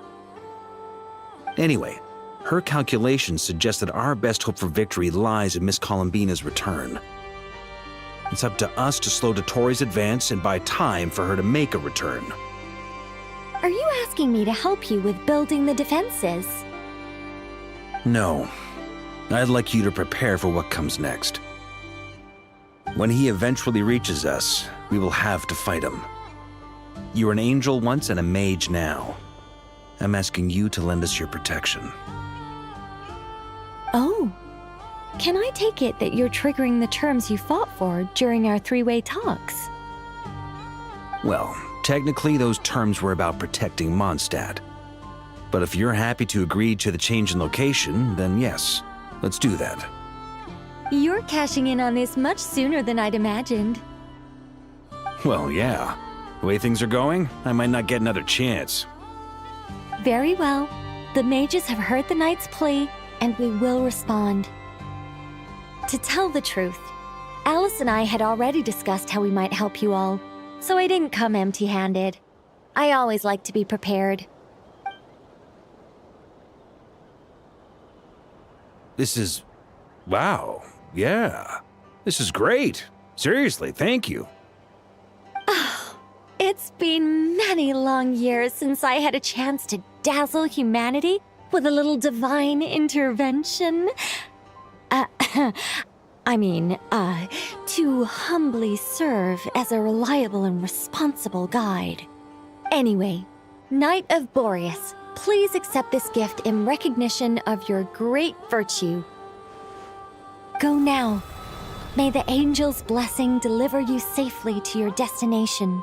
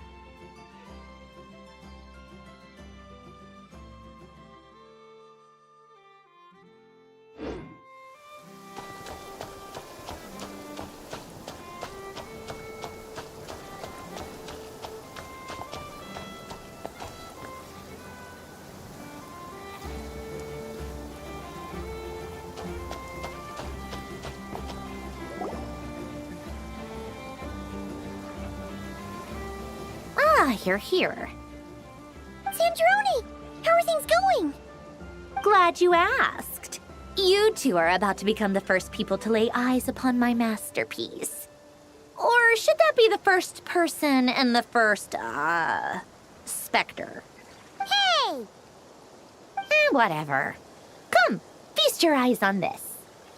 Wow! We've never seen something like this before. This meter displays the progress of my formula. Currently, it's still making the most important connections. Once it's finished running, I'll deliver it right to your side. And then, we can finally bring Columbina back. What do you mean, deliver it? Can't you just tell us over the Dodo communication device? It'll just be some numbers, right? Ugh, you're such a greenhorn. This isn't the kind of formula you solve in math class. It's a highly complex algorithm capable of constructing a framework of rules. Ugh, whatever. We'll be here all day if I start trying to explain it. All you need to know is the formula must be completed before we can bring Columbina back. I'll share the data with you. Nicole's agreed to let me use her information channel, so we just need to use the Dodo communication device like so. And there. Now you can check in on my progress. Wow! Look at that! You're amazing, Zandrone. About time you recognized my genius. Took you long enough. Anyway, that's all for me. You should check on the others if you have time. Make sure we don't have any weak links in the chain. That might sound harsh to you, but close supervision is a common practice in a Fatui. Not looking to catch anyone out. I just care about everything going smoothly. That's all.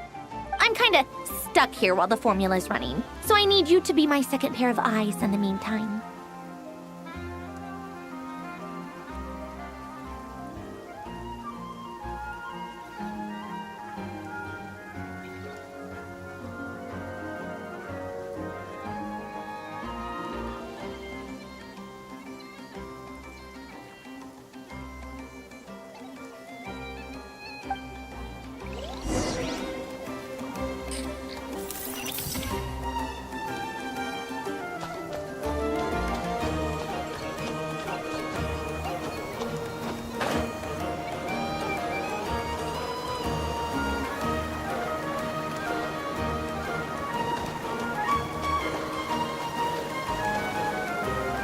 Thankfully, Miss Nicole has come to our aid.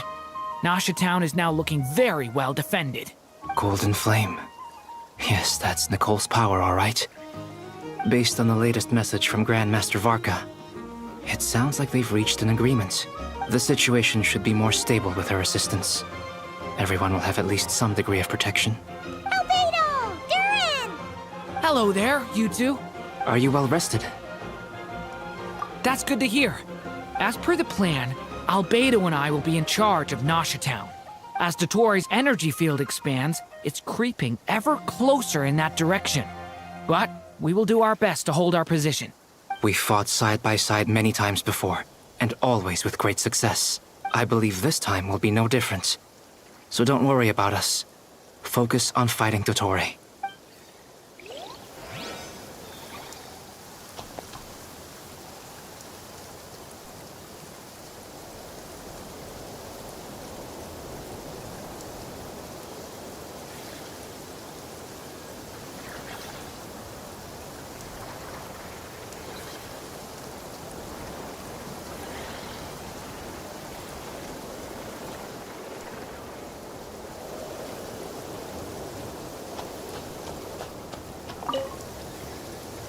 Traveler, Paimon, a pleasure to see you both.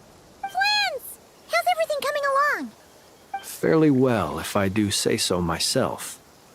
Personally, I am ready to confront Dottore head-on. Ooh, you sound much more serious than usual.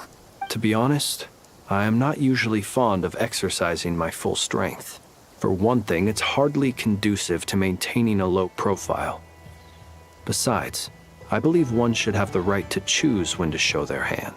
I am conserving my strength until the moment of battle is upon us. Anything to boost our chances of victory.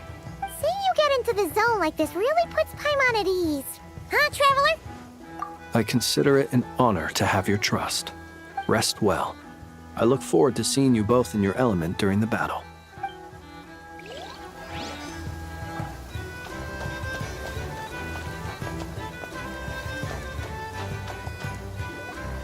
Yes, Miss Moonchanter? What are you staring at? You always address me in the strangest ways. Lady Moonchanter one minute, Miss Moonchanter the next. Yes, and? Are either of those incorrect? Not as such. It's just that I simply call you Nefer nowadays. Uh-huh. That's my name. What's your point? The point is I don't add any honorifics or titles. Meaning what? That maybe we're on friendlier terms now than we used to be. Is that how you see it? And I thought I was the one with eye damage. Never! Wilma! Paimon, traveler. Just swinging by to check in on you. How are things going? Did you manage to get some rest? Don't worry about me. I won't slow us down. And I give my all to ensure our victory. Ah, yes. Allow me to give you two a quick checkup. All done. You're both in good shape. You're welcome. You'll have your work cut out for you in this battle against Dottore, so make sure to get some rest in first. Paimon will keep an eye on her. Don't you worry. I'm glad to hear it. Take good care of yourself, too, Paimon. Sure thing.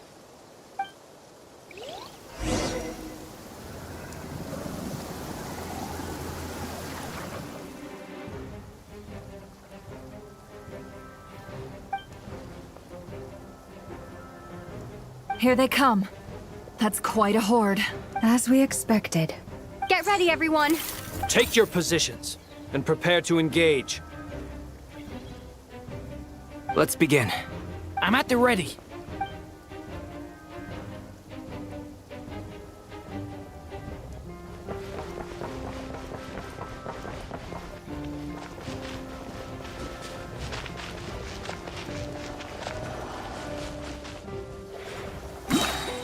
What a waste of time. Change Your plan. Be silent. Wipe out! The night cometh. Run while you still can. There's nowhere to hide.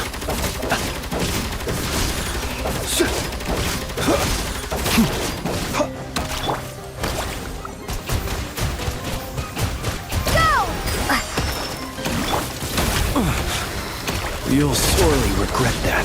Observe.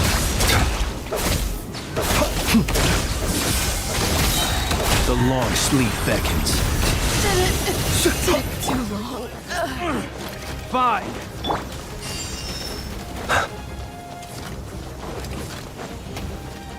Got a present with your name on it!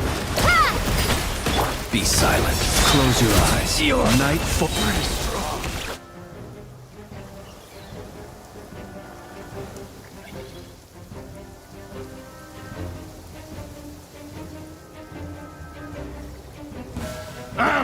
It's your turn. Leave this place. By the Frost Moon, the mystery unwrapped. These creatures cannot stand against us. Oh, fighting talk. Just don't let your guard down. That goes without saying. I'm hardly the risk taker in.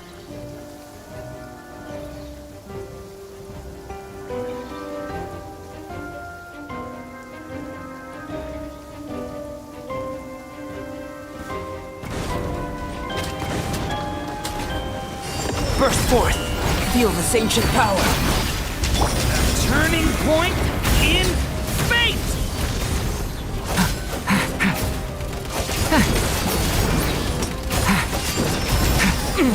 That was easier than I thought. Naturally. What do you mean?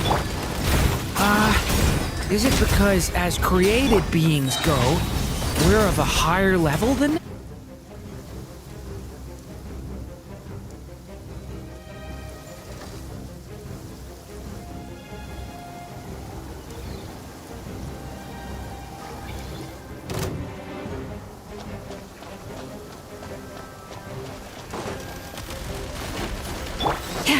Loris, protect us. With one heart. The night cometh. Be silent. People have always used fire to drive away wild beasts. Wouldn't a lantern work just as well? You read my mind, my dear friend.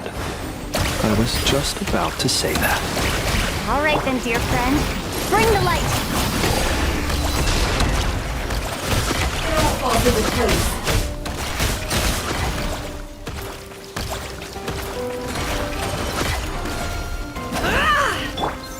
You poor love. Observe. Night falls.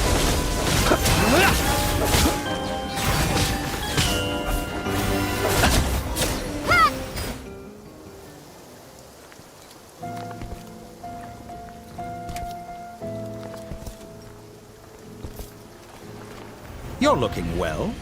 I trust you've had a good couple of days.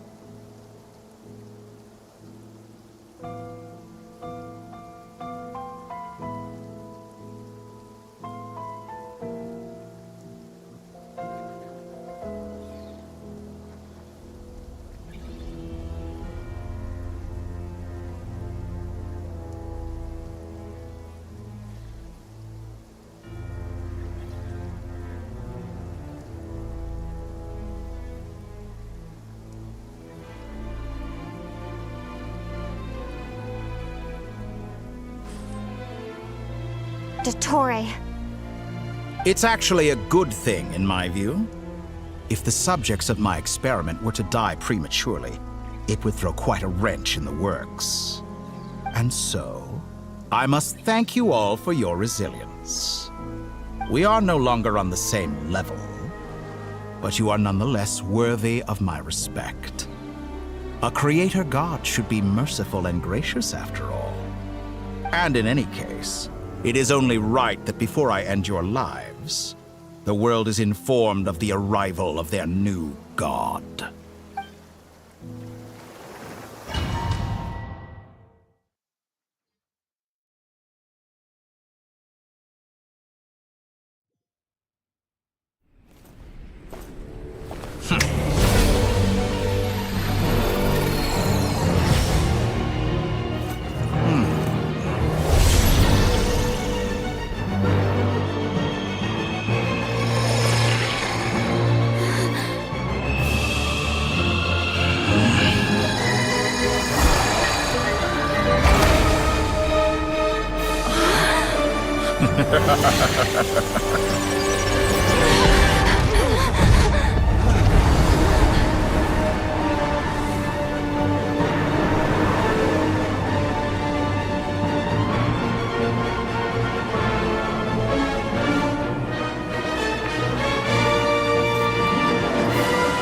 The experiment begins.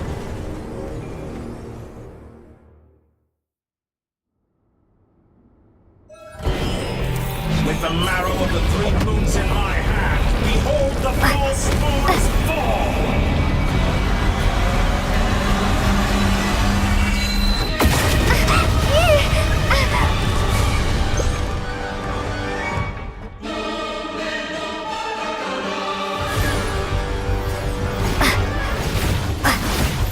You cannot face me!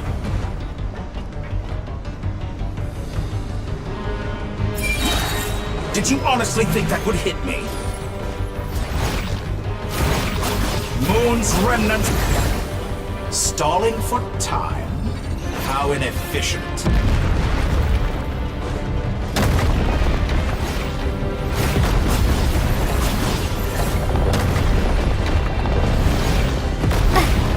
How dumb. It all adds up. The mystery unravels.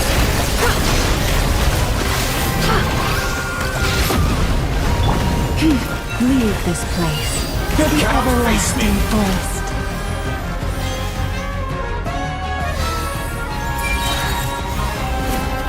But first, like an ant in my palm. Oh, I've been moved inside another space, and it's sealed off. Looking at the structure of it, it seems like Dottore intends to trap us here. There's no exit. Our endurance is about to be put to the test. think that would hit me? Entropy bends.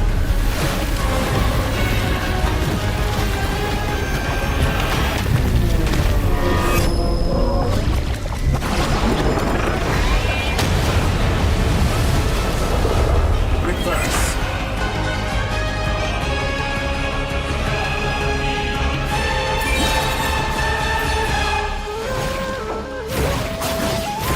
Moon's remnants. Perhaps you could try being a bit more proactive. With the marrow of the 3 moons in my hand, behold the false moons fall!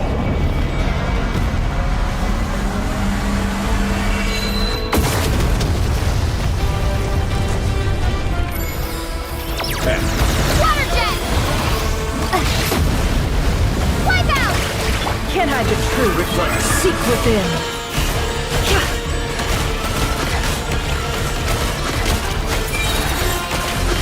Tell me, where will you try scurrying off to next? Looks like Dottore has opted for a divide and conquer strategy. But we will not allow him to triumph. Now, I shall pray for our victory.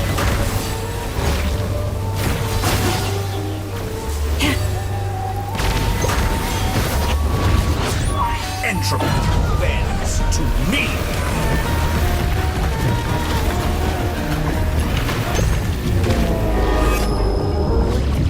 Perhaps you could try being a bit more proactive. Moon's remnants fall.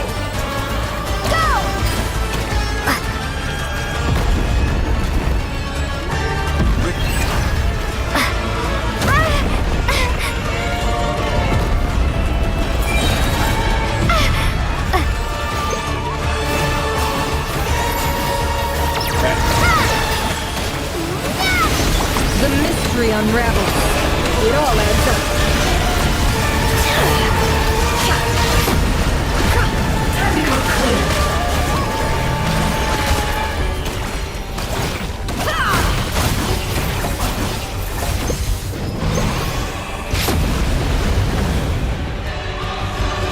Be annihilated, that which cannot stand against me.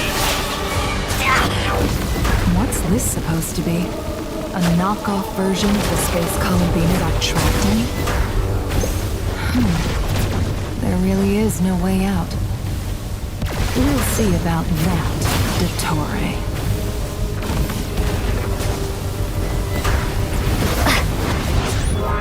Monotone, I had not intended to take your teammates from you.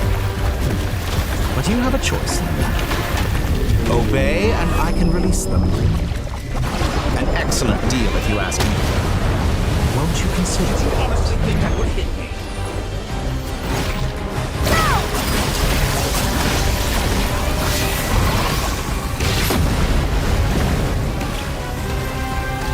You cannot face me!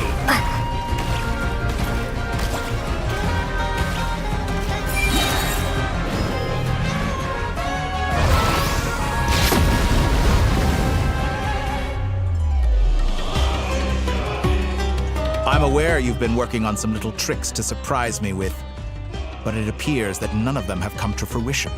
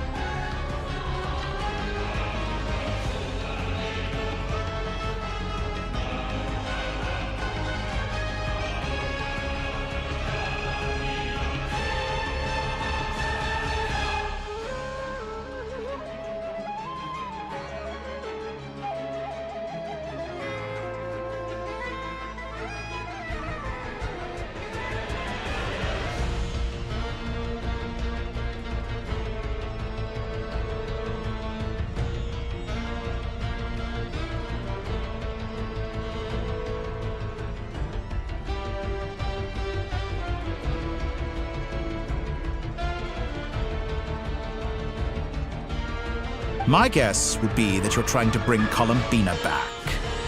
But then, where is Sandrone? Or are you trying to buy time for her? I always found their friendship to be a curious phenomenon. Two highly incongruent personalities, and yet they share a deep connection.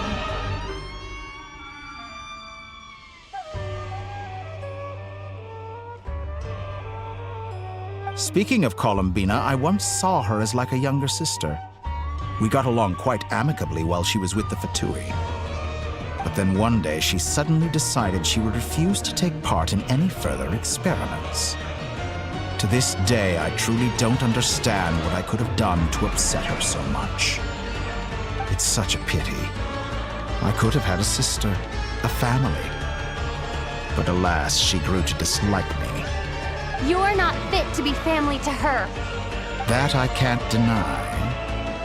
So many people, all obsessed with playing out the same tired old dramas. This world is rotten to the core. And then there's you. You had every opportunity to reach the right conclusion. The thought of killing you off like this? But I maintain that I approached you in good faith, so I will offer you another chance. Will you work with me? You have until I count to 10 to make your choice. 1, 2, 3. Not in a million years.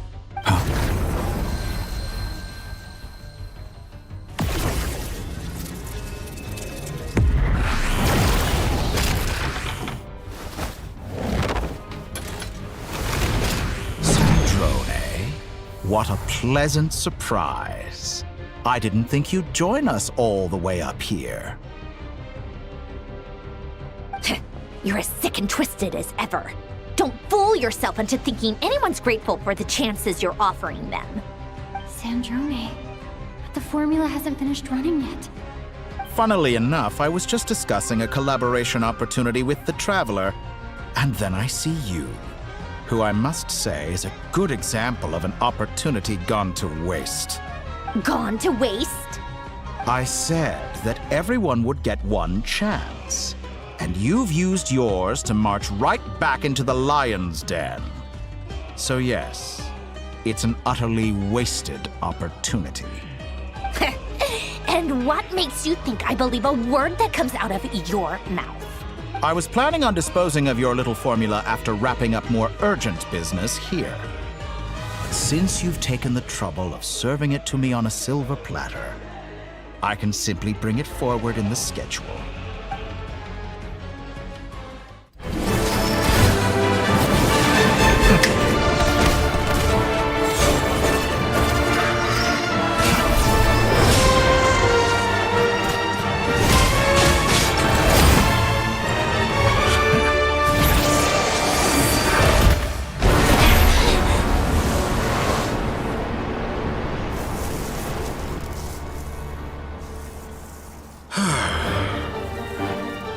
Is this your life's work?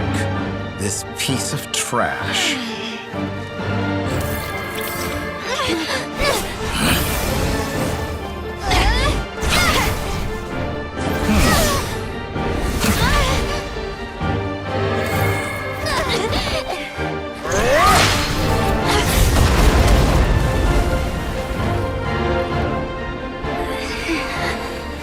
Your formula runs too slowly, Sandrone. You put your hope for success on others instead of fighting dirty. That is why you have failed. Now, whom should I slay first? Any volunteers? No one? How nice of you to leave the decision to me.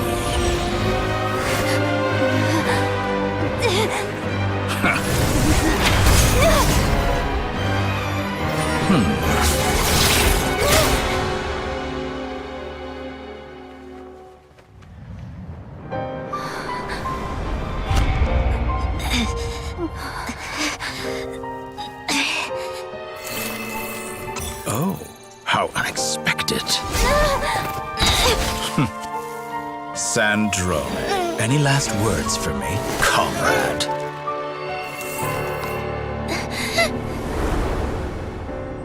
Is there anything you wish for? Not really.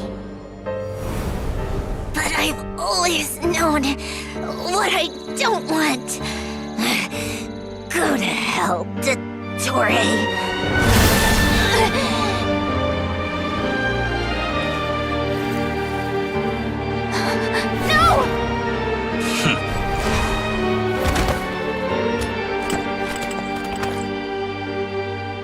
And now, you have failed.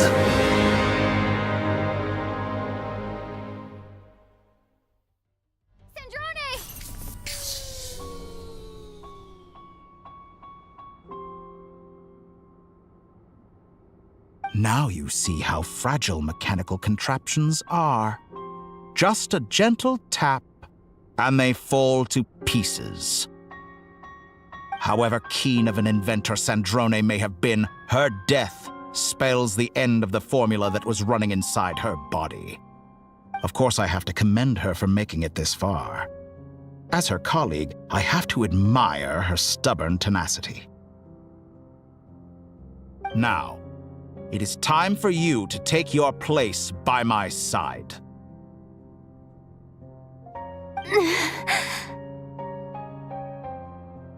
My count was interrupted, but the second chance I extended to you still stands. Once again, you are welcome to join me.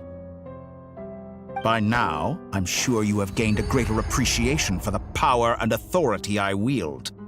What is stopping you from embracing a new world of endless possibilities?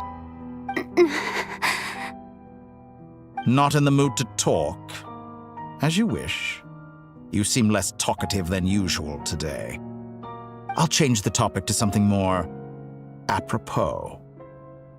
Sandrone was always like this, never trusting anyone, always so reluctant to share her research with them. Objectively speaking, she had her strengths. It is remarkable how she extracted and even optimized the world formula from so much data. But her inability to trust was her undoing. Had she allowed someone else to monitor or run the formula for her, you might still have a chance at victory even now. But regrettably, she was a stubborn fool. As much as it pains me, she had to go. Dottore. Maybe this is news to you, but people can change. Columbina surprised you when she escaped, and I think Sandrone would surprise you too. Change? You can twist the truth however you want, but I see it clear as day. You're the one who can't trust other people. Is that how you see me? By this point, what can you hope to do about it? It is pointless to fight on. You've already lost. Wrong. You can't win this, Dottore.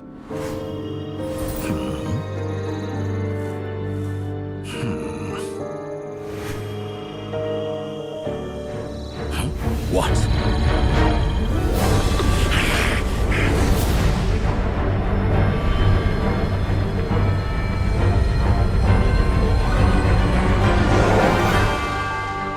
My formula can get us 90% of the way.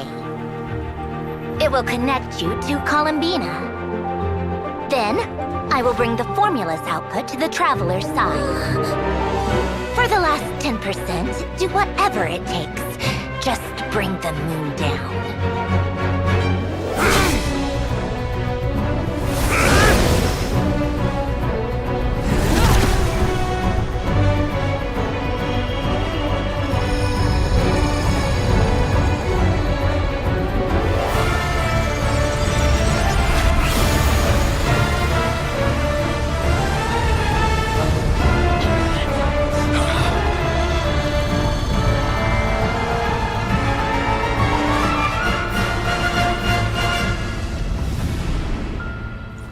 The moon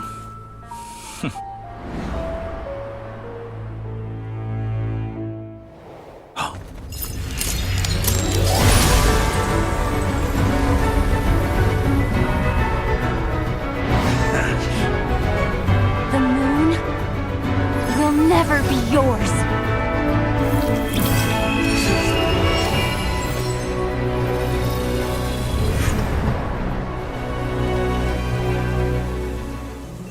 I turn my body into moonlight and pour it over Nodcry.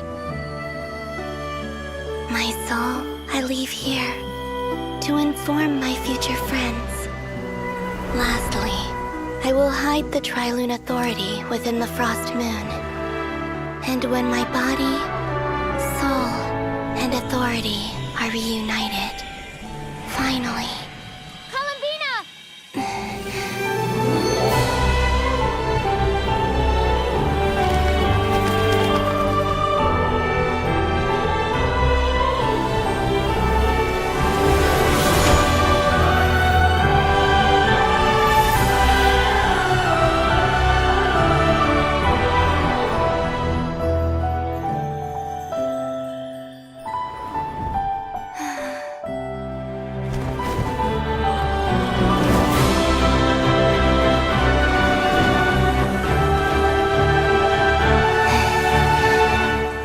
It's been too long. I'm back.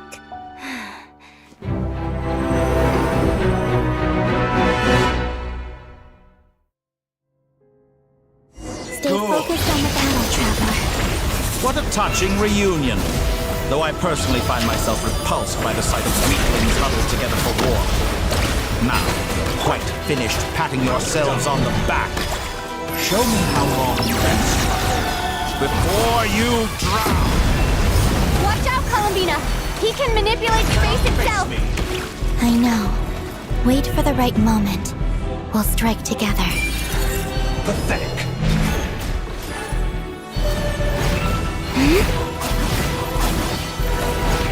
Wayne. How dull.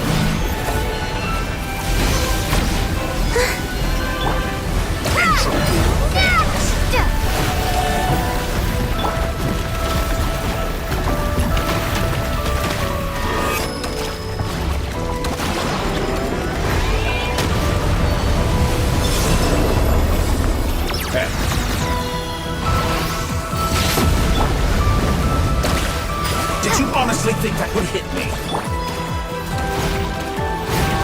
Enough! First, like an ant in my palm.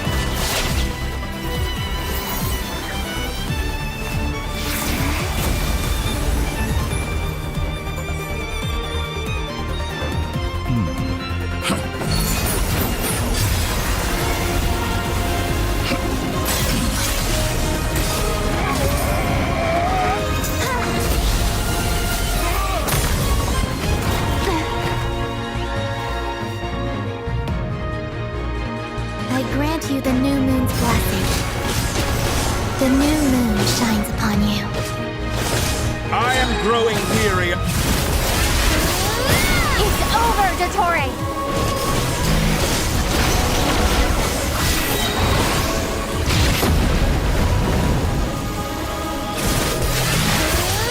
Time to pay. No longer must the world cower in the cold night. I'm so close to the new world. It's our future! Let the moonlight dispel the darkness. Decaying world!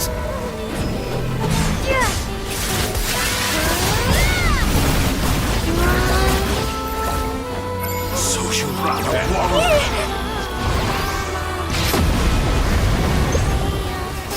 Everlasting as the moon.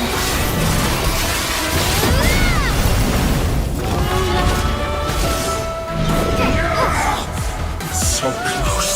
I was so close to the new...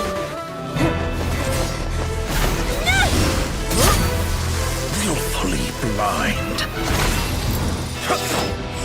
How can you be so satisfied with your fate?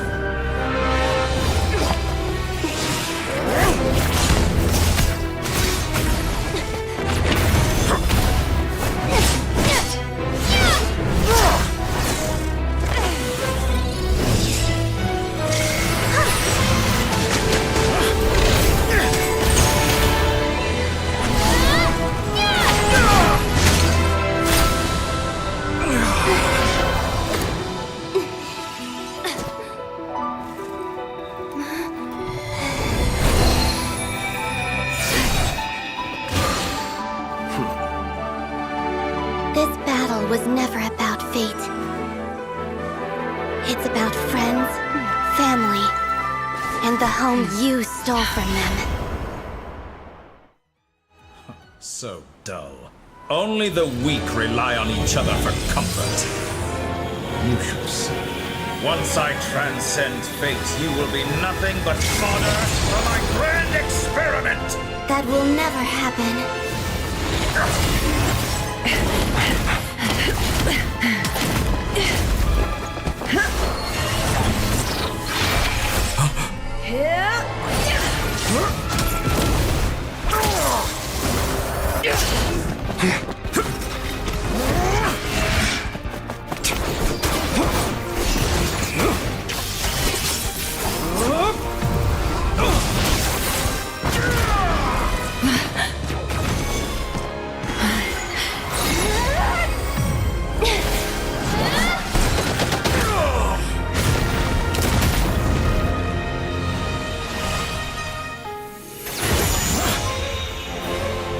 Today, the moon lights up this world once more.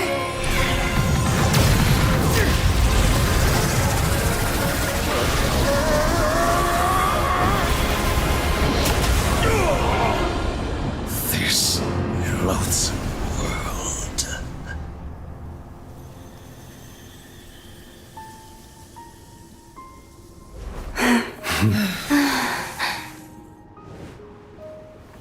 No, this world is our home.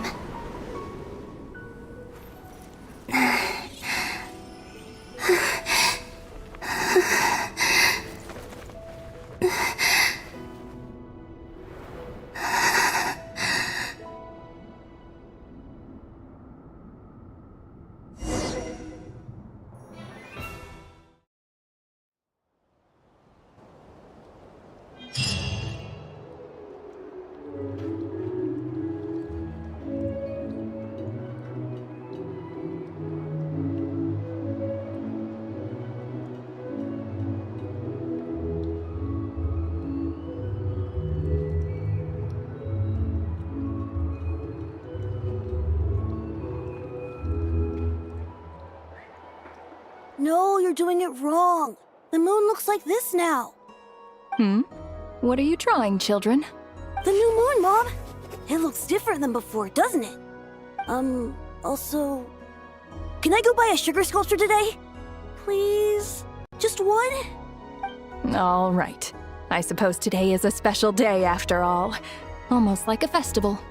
Extra, extra! Get the latest Nasha Express here! Post-disaster report! Nasha Town reborn beneath a new moon! The voyage begins today! The future looks bright thanks to the League. Want a copy? I knew things would be different. But I didn't think that would include the moon. They say a new moon goddess has been born. A new moon goddess? Who's saying that? The Frost Moon Scions? I guess so. I'm not too clued up on the details. As far as I'm concerned, the moon's still in the sky and it's business as usual. Hey, since we've come all this way, shall we grab ourselves a free meal while we're here? Are you a convert now? Or are you just here for the free lunch? Oh, come on. What does it matter? After everything we've all just been through? That smells good. All right, that's it. I'm hungry. Time to eat. Come on! We gotta get there early, or there won't be any good spots left! Shh, keep it down. This is a residential area. What if people are still sleeping?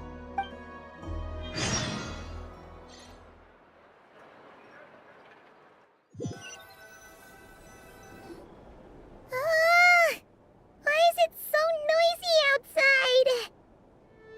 It's okay. Paimon was pretty much awake anyway. It's been so long since we last had a chance to relax, huh? Feels like time is moving slower than usual. What about you? Did you rest well? Still winding down from everything that's happened? Or are you wondering how our friends are doing? Or is it about what Dotori said to you? Okay, if you say so. But don't push yourself, alright? Let Paimon know if you need to talk. What we just went through was a lot. It's totally normal if you need some time to get back in your groove. Luanatar disappeared after Columbina came back. Apparently, she was part of Columbina's soul or something. Still, Paimon kind of misses Luanatar somehow. But anyway, you did great. So did Paimon. We all worked our butts off to contain this disaster, and in the end, we made it. So, chin up, Traveler. You should be proud of yourself. Hey, don't poke fun. You should be glad that Paimon's growing as a person.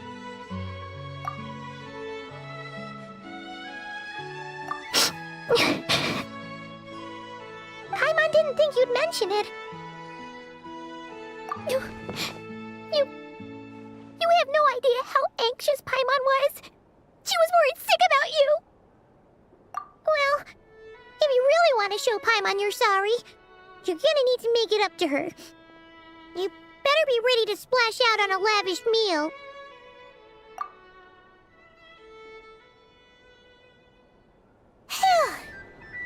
Okay. Paimon's full now. Huh? Oh, well... Hey there, Traveler and Paimon! Good morning! Morning, Yehuda! Here for some breakfast? Oh, I've already eaten. Just need some water. I was mostly worried you might forget what day it was today. So, I came over to remind you. Careful there, Paimon. Too much food will make you drowsy. Don't let anyone catch you hiding at the back and nodding off during the League meeting. You should probably be saying that to Aino. She's the baby of the group, if anyone. True. You know, I'm surprised that all these competing groups are actually coming together to try to solve things together. Definitely a first for Nodcry. Well, nothing like a region-wide calamity to bring people together. After that, surely even the most self-interested people have to realize that going it alone isn't worth the risk, right? Try telling Boss Neff that. She's not exactly convinced that people are gonna get with the program.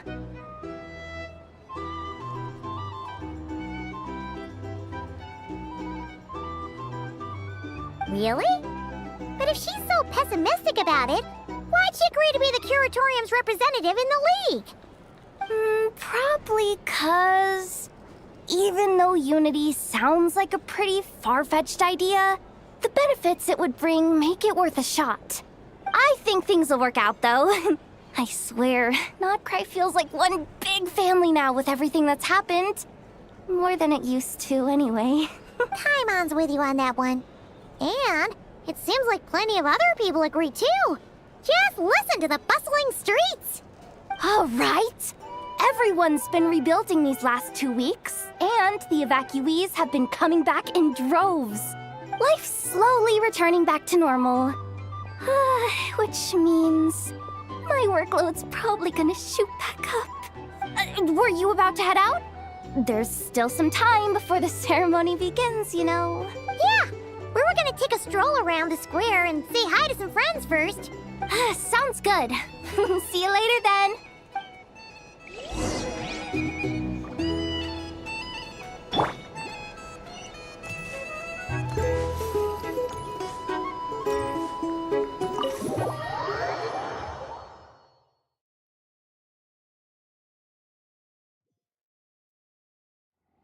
Please accept today's boon. Have a nice day.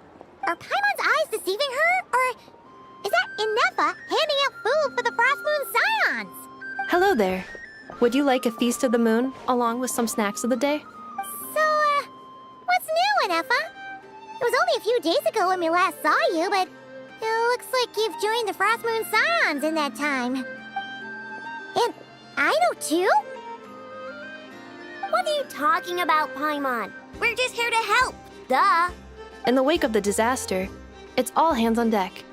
We responded to Lama's request for support. At times like these, the smallest good deed can inspire others and help them through the hard days ahead. And we're using eggs and heating tubes to make that a reality. In true Kromkake Crab Shop style. Enough! Did you hear that? The Traveler said I did good. The Traveler! That's because it's true, I know. Proposal. If you can resist eating today's dessert, I will provide you with compliments, too. No way! Well, that proposal got shot down quickly. I need something to get me through the hard times too, you know. Mom! Yes, dear. Go right ahead. Excuse me. Could I take a photo with the robot lady? She helped us get safely out of Notcry, and she helped us get back home too. She's the best. Of course she is! And since I'm the whiz kid who built her, that makes me even better than best, right? But you stole my snacks though. Oops. Shall we move to the open space near the center? The view there is better. Thank you! Aren't you the better pick for this job, Flint? You underestimate yourself yet again, Master Ilua. Not at all. I rarely come by Nasha Town. I don't know any of the big shots here. All in good time. Socializing is a step-by-step journey. But you're much further ahead on that road, aren't you? You're not seeing the full picture. You know the truth now. My friends do not understand my habits. There is no question about it. The Lightkeepers need a representative in the League. Someone who is upright, cares about other people, and can realize their self-worth through group action. You say it like you wouldn't make the cut. I am most flattered that you think I would. Sigh a little less, Master Ilua, and have more faith in yourself. All the Lightkeepers agree that you're a very promising young man. That is precisely why Starshina and Nikita felt safe delegating such important work to you. I'm sure we all also agree that we would sooner die of dehydration than manage to wrangle anything out of you in a discussion. My apologies. I am not in the habit of bringing water with me when I go out. Whatever. I'll take the job. By the way, who else is part of this? Oh, it's quite the who's who of Notcry. There's the Moon Chanter of the Frostmoon Scions, the boss of the Curatorium of Secrets, a representative of the Voynich Guild, and even someone from the adorable Krumkake craft shop. I'm sure you will find speaking with them to be a genuine pleasure. If you say so. I've never done this work before, so I'm honestly a little scared of making mistakes. But I'll do it. Not only is it our duty as Lightkeepers, but because I want to make Notcry a more welcoming place. An admirable attitude to take. The beacons are lit, Ilua. We're but one step away from breaking through the blizzard. We have the chance to band together and build our shared homeland into an Elysium. This is unprecedented for Notcry. An opportunity not to be missed. Yeah. You're right. I'll do my best. Quite a few familiar faces have arrived. Let's go, shall we?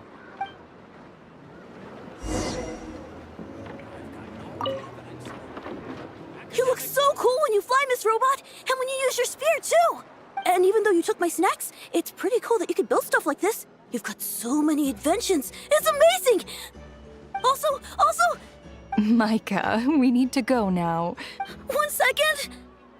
Please take this Feast of the Moon, as well as some snacks. Share them with your mother and your lovely family.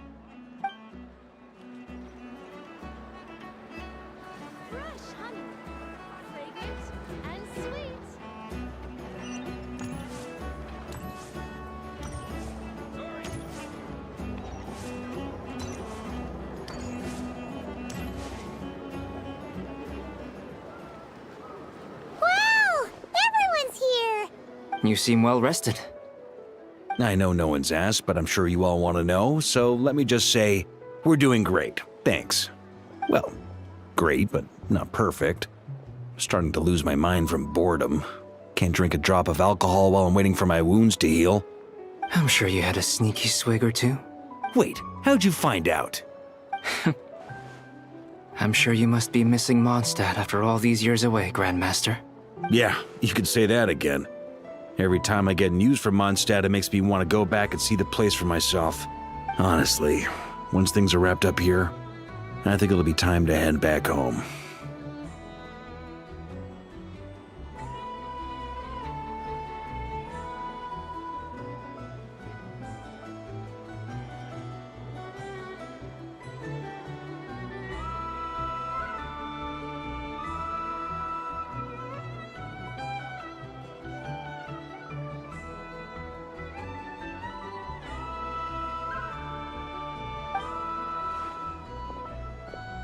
Hey, looks like someone's taking the stage. Can everyone see okay? Anyone need a boost? I'll just listen from the back. It's fine. You're taking this pretty seriously, huh, Durin? Well, it's not every day that I get the chance to see how people speak in official settings. Soak it up like a sponge. I'll make sure you get a chance to practice for yourself later down the line. Actually, I know just the thing. You can debrief the Knights of Favonius for me. Mr. Varka, are you forgetting that I'm not a Knight of Favonius? I can knight you. Any particular title you'd like? Is he joking? I really can't tell. You'll have to figure this one out for yourself. It'll be a good learning experience. It is my honor to host the opening ceremony for the League, and to have this opportunity to speak to you all in my capacity as Voynich Guild representative. Could this person also have been pushed onto the big stage by the real big shots? Guess I'm not the only one then. We come here today, having weathered the trials and hardships of yesterday, and having learned from them the importance of unity and cooperation. All right, here we go. Uh-oh, looks like Aino's off in Dreamland already. Wait, Boss is looking kinda drowsy too. What's up with her? Come on, get this speech over with already. Nodcry is our home, the land we rely on for survival. And as we chart a course for the future, may we persevere through the storms ahead as we sail towards a new era of prosperity, freedom, and hope.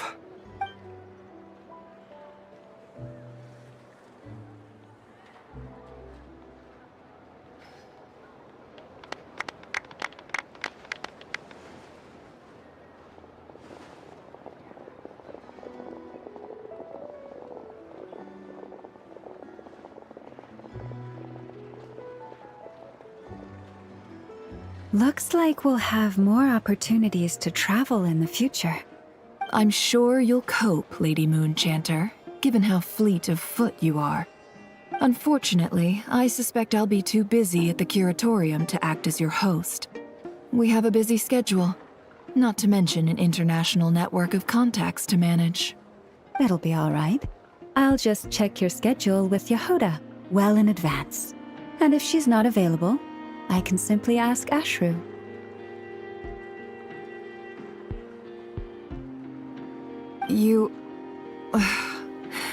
So giving my employees extra workload isn't enough for you?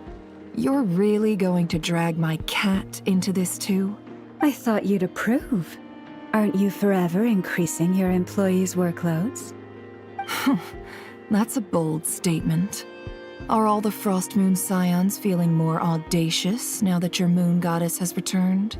Columbina's return has brought joy to all who care about her. That includes both you and me.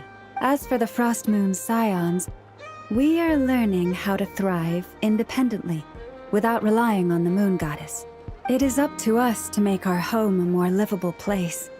Joining the League is one of the steps we are trying towards that end. I like the word try. It's nice and non-committal. You can opt out at any time and still say you tried. You don't see a bright future for the Frost Moon Scions? Or did you mean the League? I'm just not as optimistic as you. The Frost Moon Scions should count themselves lucky that they have a leader as stubborn and enterprising as you.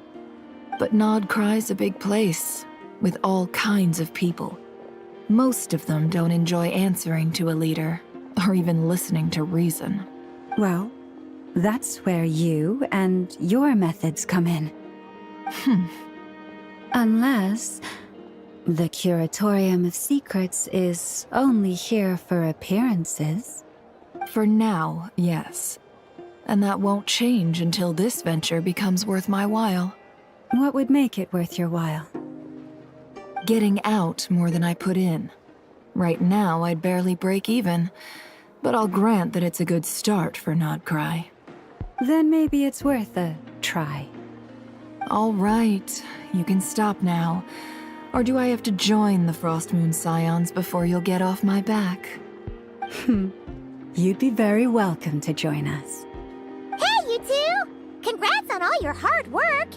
What are you chatting about? Nefer was trying to dissuade me from adding to her employees' workload. Also, she's considering joining the Frostmoon Scions. Sorry, what? Your conversations are always the most interesting. Would you two care to join me for some tea before heading to your next destination?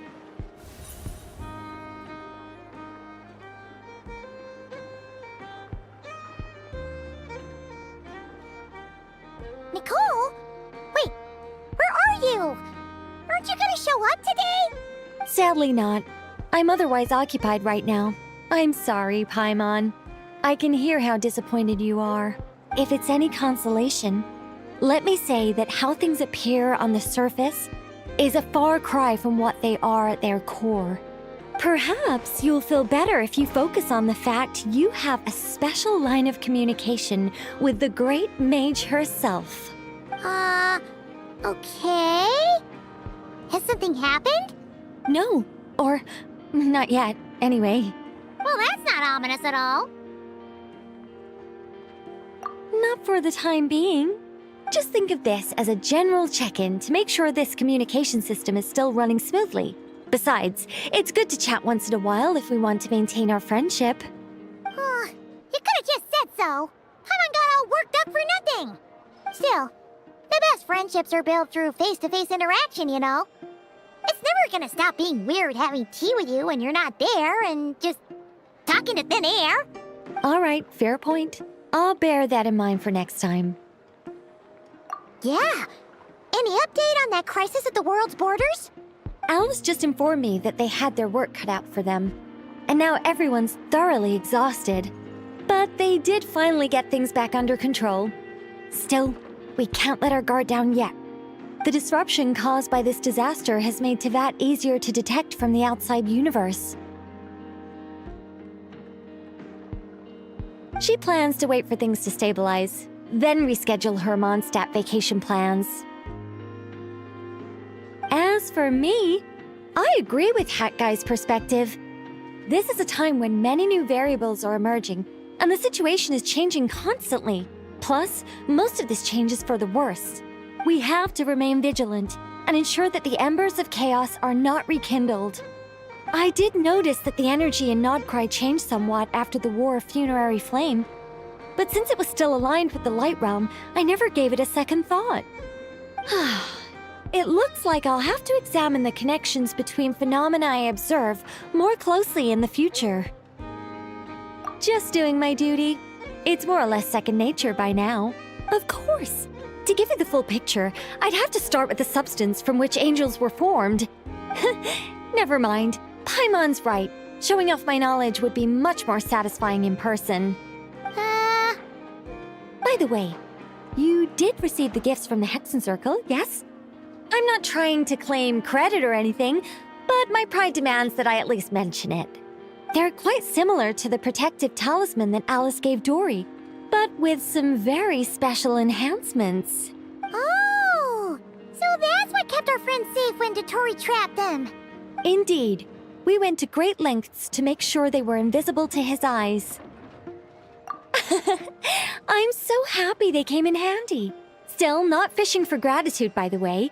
I just want you to be aware that sometimes your friends may be protecting you in ways you cannot perceive.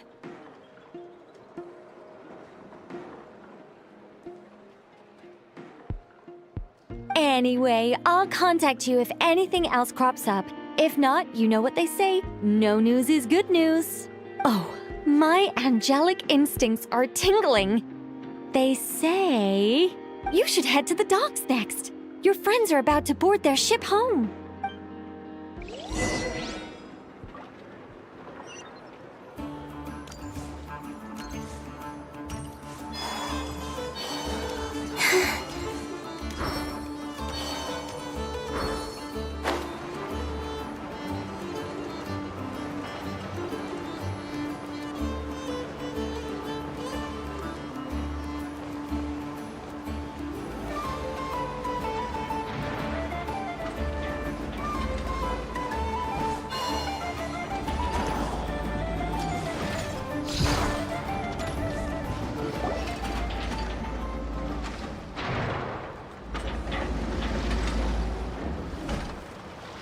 You're here.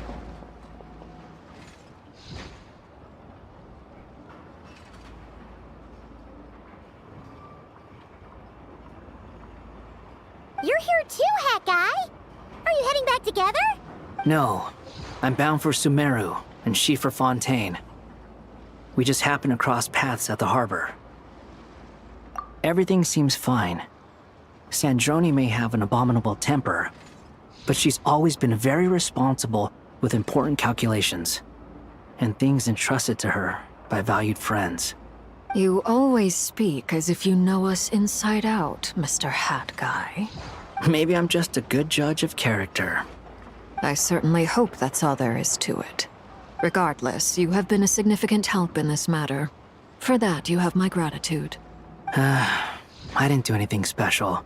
Sandrone's the one who completed a seemingly impossible formula and turned the tide of the entire battle, even giving her life in the process. She's the one we should be thanking.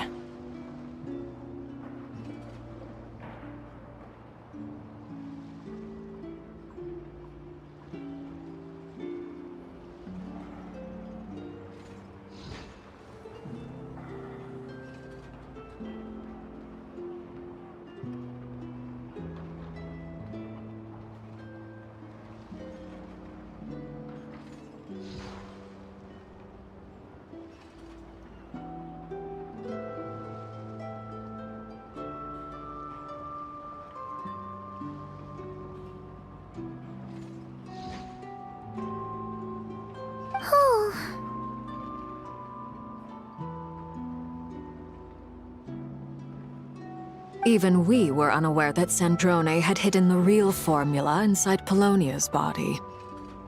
She managed to fool Dottore into thinking the formula was running in her system by installing an identical-looking decoy within her.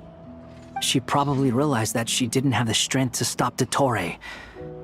But this way, she could at least get him to lower his guard.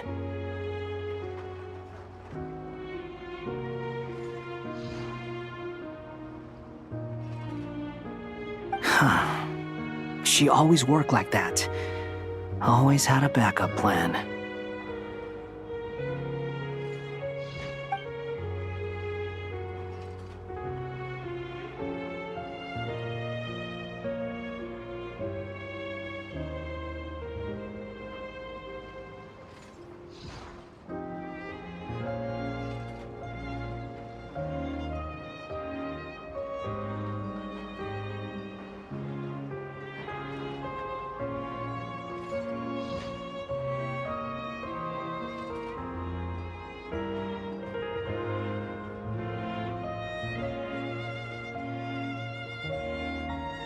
Well, that's why I'm traveling to Fontaine. She made a request of me long ago, and the time has come to fulfill it. Think of it as her will. She said that should she ever fail in a mission, she'd like me to deliver her core and Polonia's to the Fontaine Research Institute. She also mentioned that she had made arrangements for people there to set her affairs in order. Some of her personal effects, such as her notes, were left to me. I've decided to take them back to the House of the Hearth, for safekeeping primarily, but also as mementos, I suppose. However, there is one book among them that I'd like to leave in your care. I'll have someone deliver it to your residence at the flagship at a later date. No, I was specifically warned not to tell her. This is her last wish, and I will abide by it. I can only hope so, but none of us here can know for certain.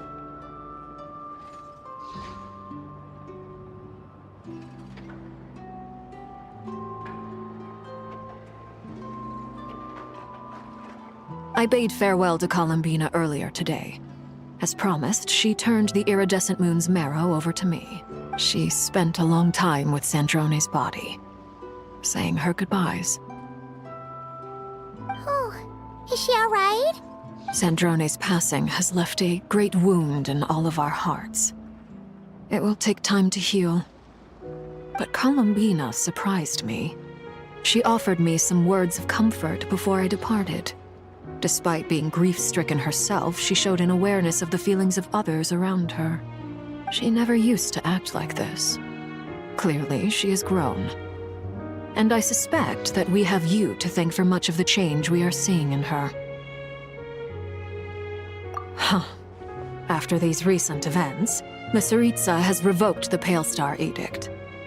Snezhnaya now realizes that the arrest warrant for Columbina was just a ploy by Dottore, who coveted her powers. I shall return to Nodcry to see her as soon as I find the time.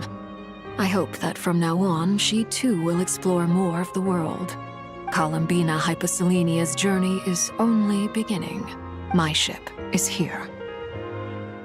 Traveler, Paimon, we shall meet again. You too, Hat Guy. What are you still bumming around for? Isn't Columbina waiting for you? I thought today was the day you'd agreed with her to go find out the truth about your sibling.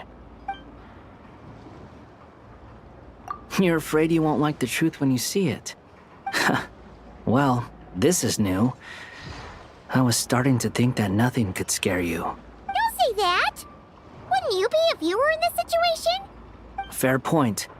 But I'd say I have more experience facing up to unpleasant truths than the Traveler. They say blood's thicker than water. I know how much you need your family back. More than you need any of your friends. And I'm sure that all your real friends understand that too. No matter what the truth turns out to be, they will stick by you and support you, whatever decision you make. Finding the truth is important. But more important still is what you choose to do once you've found it.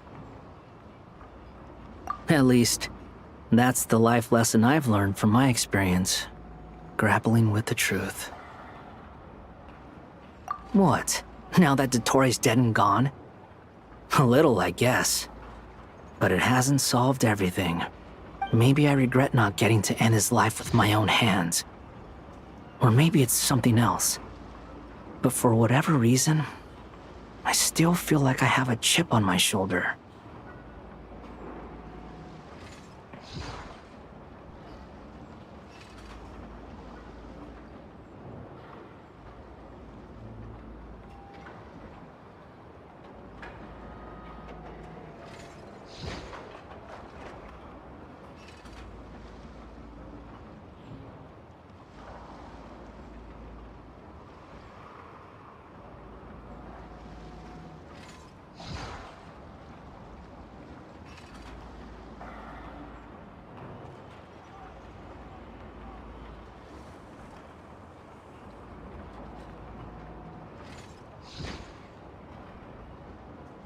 Either way, I'm going back to Sumeru. Lesser Lord Kusanali is gonna need help dealing with all the chaos Dottore left in his wake. Not just from this incident, but everything he did in the past, too. You should continue with your journey, as you've always done. Who knows? Maybe we'll meet again someplace else. So, what should we do now? If you want to explore a bit more to steady those nerves, Paimon's game! After all, when Columbina said she knew where your ship was hidden, Paimon promised to give you two some alone time with the truth. It hasn't been all that long since we were last apart, sure, but with Columbina there, Paimon's sure things will be just dandy.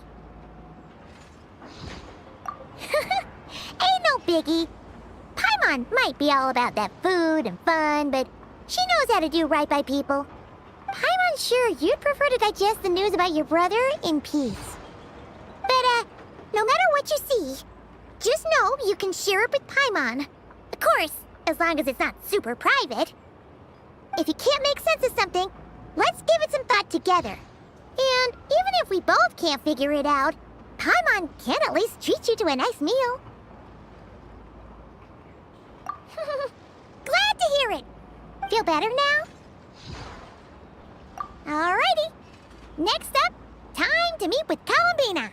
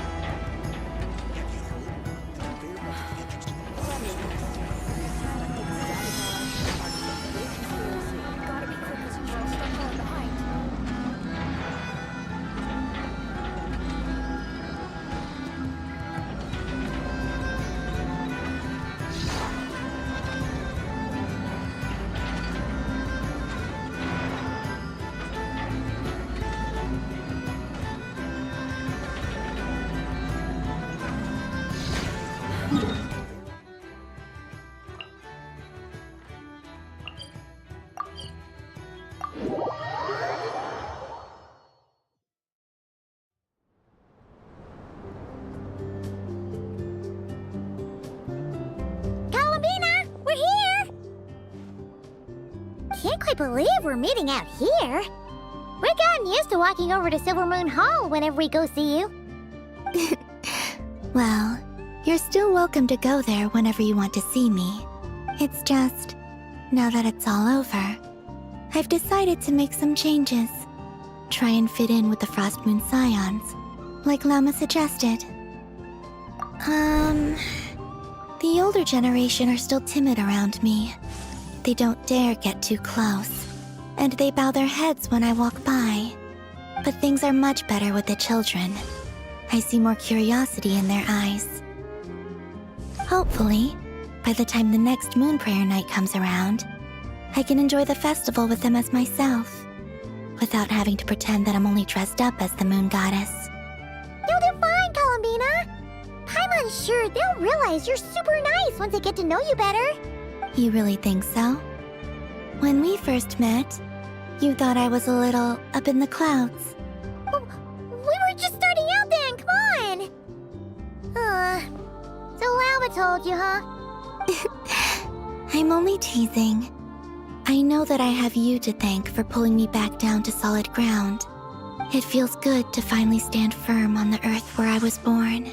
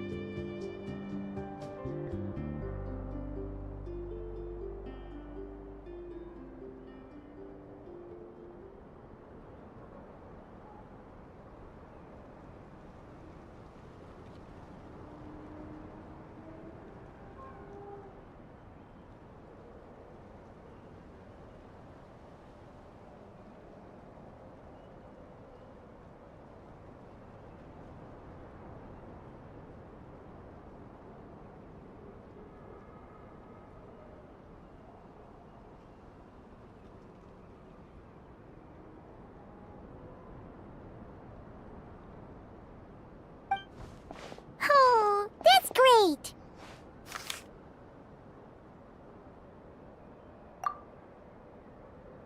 Thank you. I'll make sure not to lose it this time. Well then, are you ready? Ether, what happened to our spaceship back then? Why did you leave? It's time to learn the truth at last. I'm ready as I'll ever be. Good. Then let me open the way for you.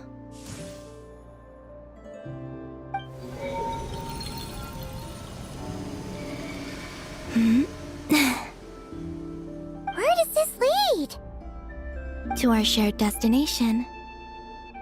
Huh? Do you remember me telling you about my missing prologue back when we just met? I said that my story began on the moon. But while I was inside the moon's reflection, I realized that my prologue was really hidden in the future. I just had yet to discover it at that point. The story of the time before I was born was in fact the story of my distant future. It's truly fascinating. But when I obtained the Trilunar Authority and returned to our present reality, I sensed something I hadn't expected. Your prologue.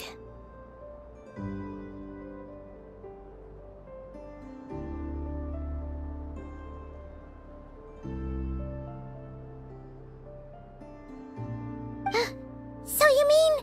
Yes, your spaceship.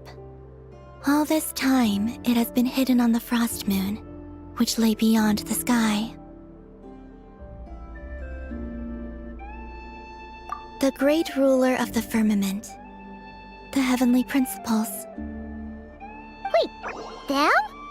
Why would they do that? I don't know. Perhaps your ship contains something that is incompatible with Teyvat. Or something that cannot be known. Oh, did I pick a bad time to say this? I know it must have been hard to work up the courage to do this.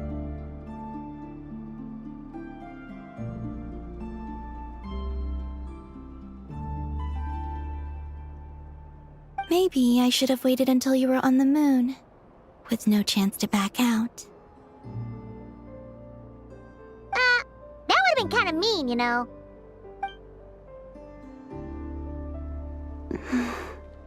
Take me there. Oh? Whatever is hiding in that ship, it belongs to me and Ether. Those memories belong to us. No one else has the right to decide whether I should or shouldn't know about it. Not even the heavenly principles. Very well. Then let's go. You two take care, alright? And don't forget to come back soon! Rest assured, Paimon. We will. Traveler, after you. Thinking about the story that we'll find hidden on the moon? Yes. And hoping that it has a happy ending. Stories like that don't exist, you know? You don't believe in happy endings? I don't believe in endings.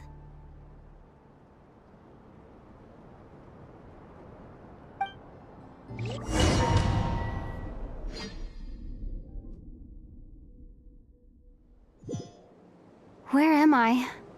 This is the pathway I built between Teyvat and the Frost Moon.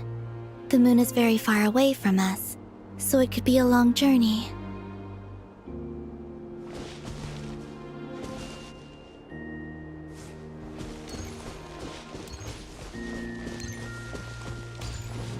After I obtained the Trilunar Authority, I unwittingly saw past events from many of my friends' lives.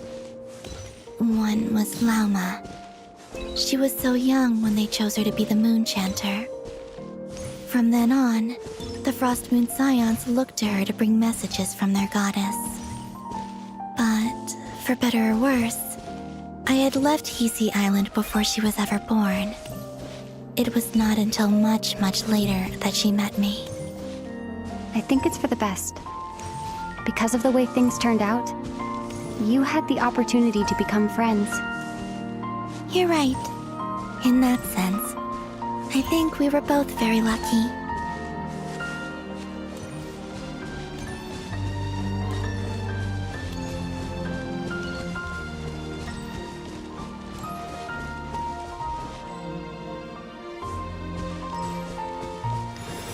Oh, and about that mage, Nicole. I only recently learned that she has lived in Teyvat since the time of the Three Moon Sisters. The Moon Goddesses always had a good relationship with the angels. I suppose our friendship continues that tradition.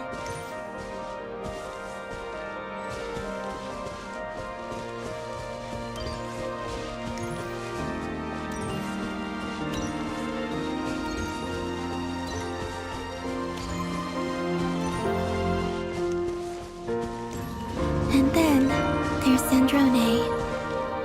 I never knew that much about her, beyond the fact that she was created by someone called the Lord Artificer. She, too, suffered for a long time before joining the Fatui.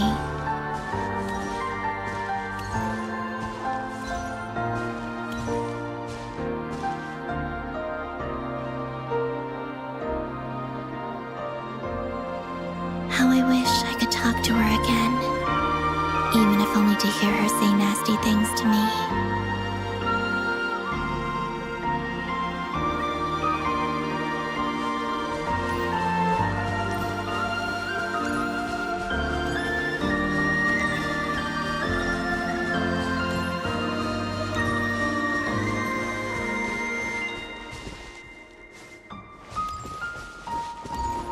Also, I saw your sibling's story. I'm afraid I didn't see much. It seems that he rarely came to the surface where the moonlight shines. But I did notice that back when you first set out on your journey, he would often appear nearby, gazing at you from afar with a guilty look in his eyes. Ether. Let us speak no more of the past. I probably shouldn't reveal so much about my friends. It's not my place. Let the moonlight carry us forth. We are very close now.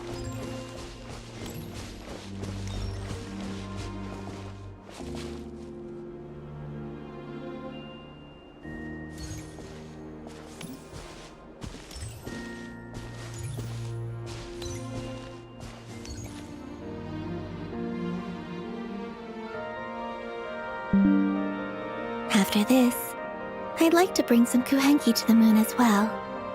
If they're willing, of course. What about your other friends? Will you bring them to visit too? Certainly. But I'll need to tidy the place up first. This home hasn't received any guests in a long, long time.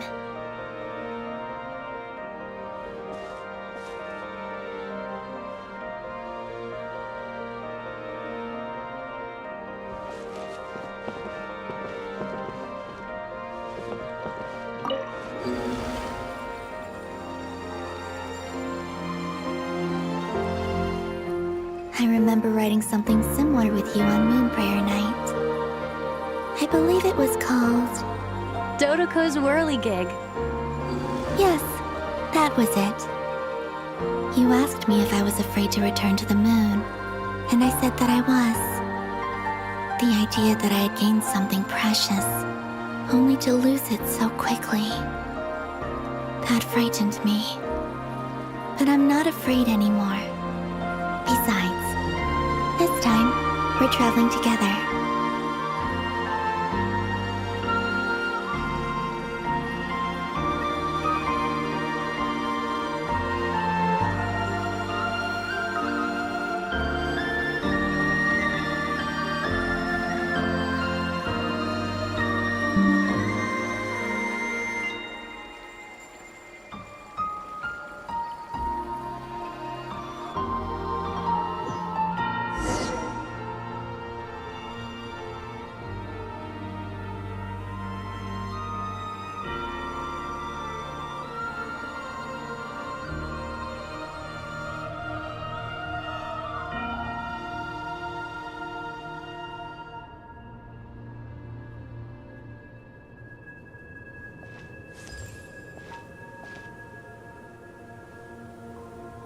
We're here.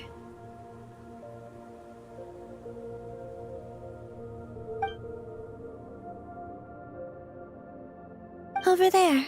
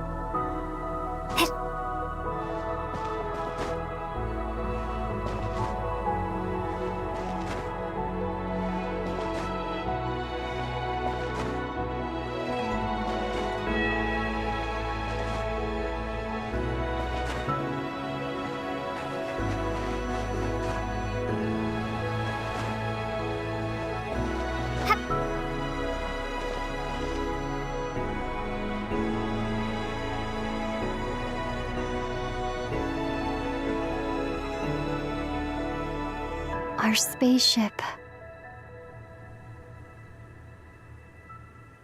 It's huge. I suppose that the moon is the only place one could hide it. It'll be alright. Huh? The way you feel in this moment, I went through it too, on Moon Prayer Night. The door was right in front of me, but I struggled to find the courage to step through. Solitude for me once meant living a life in which even I was absent. Before I met you, that was the only life I knew. But that night, solitude meant throwing away the life I had gained after meeting all of you. Columbina. Go. Retrieve the part of your life that was once lost. Trust me, you will lose nothing by doing so. Look, Teyvat is right there. All of our friends are down there, waiting for us.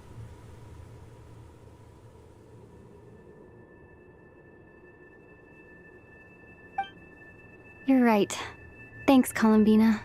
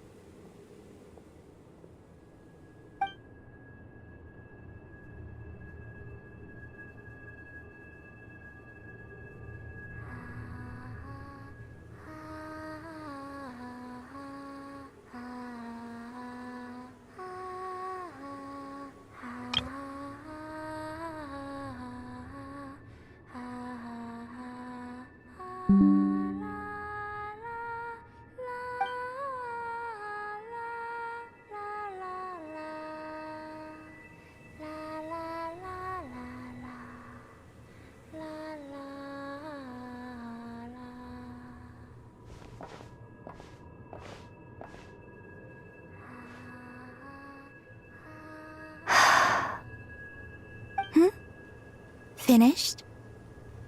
Yeah.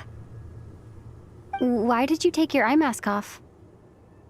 Well, since my return, I've decided to take more opportunities to see the world with my own eyes. Besides, I've always wondered how Teyvat looks from the moon.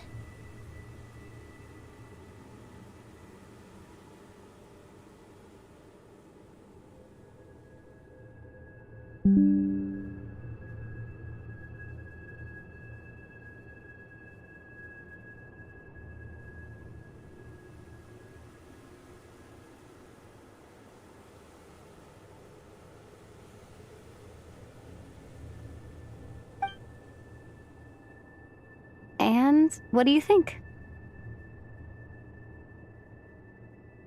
It's beautiful. I could spend a whole day here just gazing at it. What about you? What do you think of the truth you found? I haven't looked at another person's expression in a long time, but I think yours is saying it was neither good nor bad. Keep this up, and it won't be long before you give Nefer a run for her money. Oh, I don't think that's going to happen. I'm much more used to sensing what's going on around me with Kuvaki. I think I'll save my eyes for seeing special moments I really want to remember.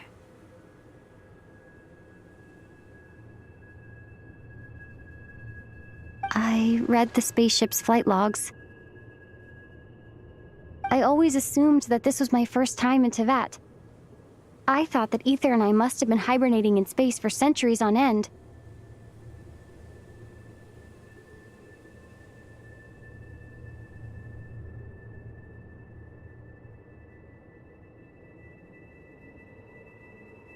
But the logs show that our spaceship flew over the skies of Teyvat once before. A long, long time ago.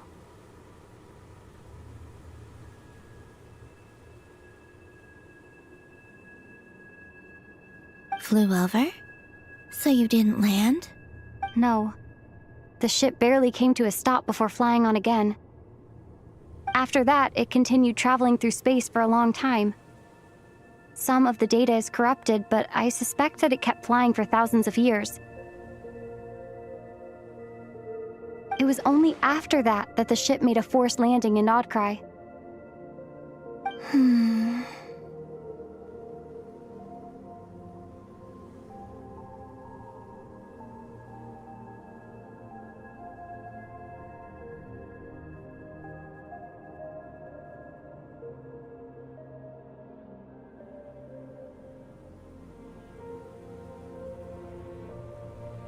When Ether found me, he came from outside the ship.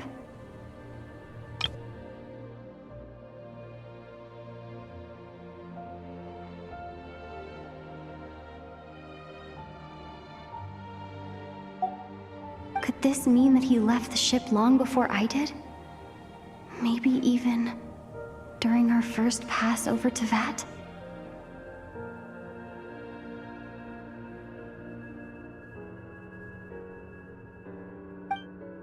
Are you all right?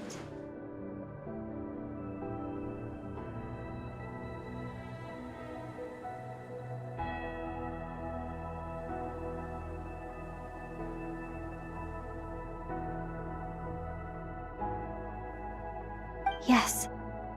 I can feel that the truth is coming together, one small piece at a time.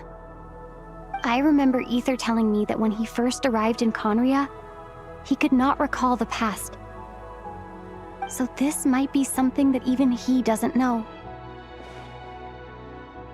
Here, I made some space for you. Your mind must be racing, and this seems like the perfect place to relax and clear your head. Oh, wait, there's one more thing. What is it? Wait here a moment.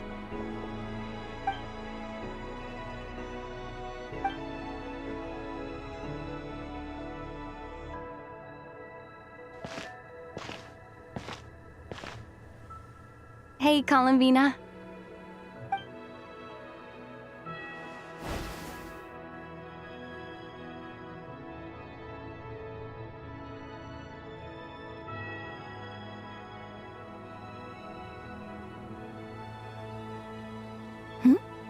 Is that a new outfit?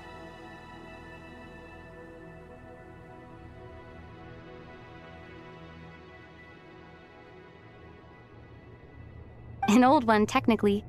It's been in a cabinet inside the ship this whole time.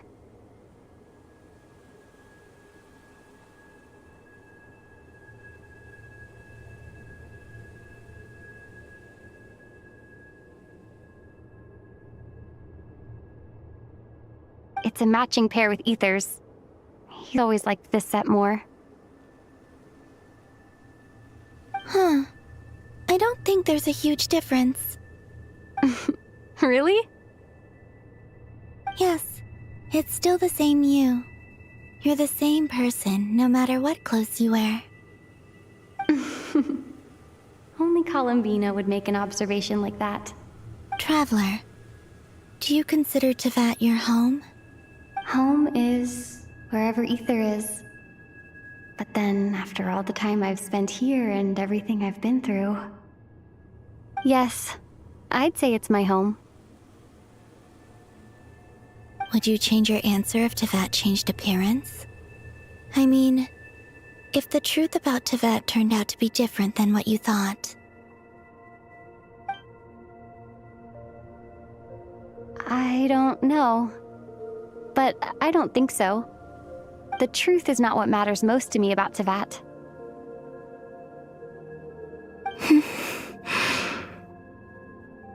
When I was first born, I longed for a home. And when you get something before you're mature enough to understand the world, you just take it at face value. I thought that a home was a transaction. You give me what I want, and I'll do the same for you. But you and your friends taught me what a true home should look like. You never asked for anything, yet you gave so generously to me. That's because your friendship matters to us. It was worth it. In the past, I thought that my birth in Nodcry must have been a mistake. But after journeying to the distant past where the story began, I realized that it was I who chose Nodcry to be my future home.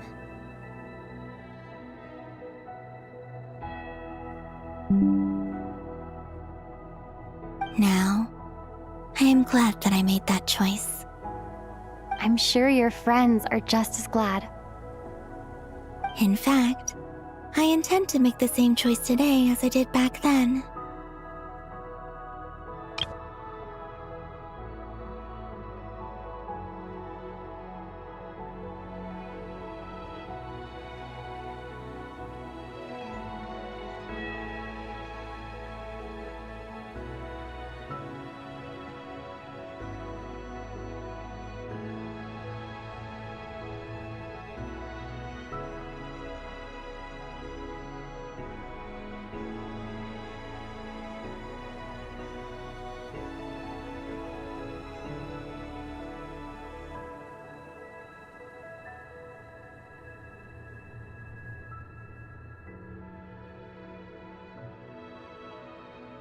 What do you mean?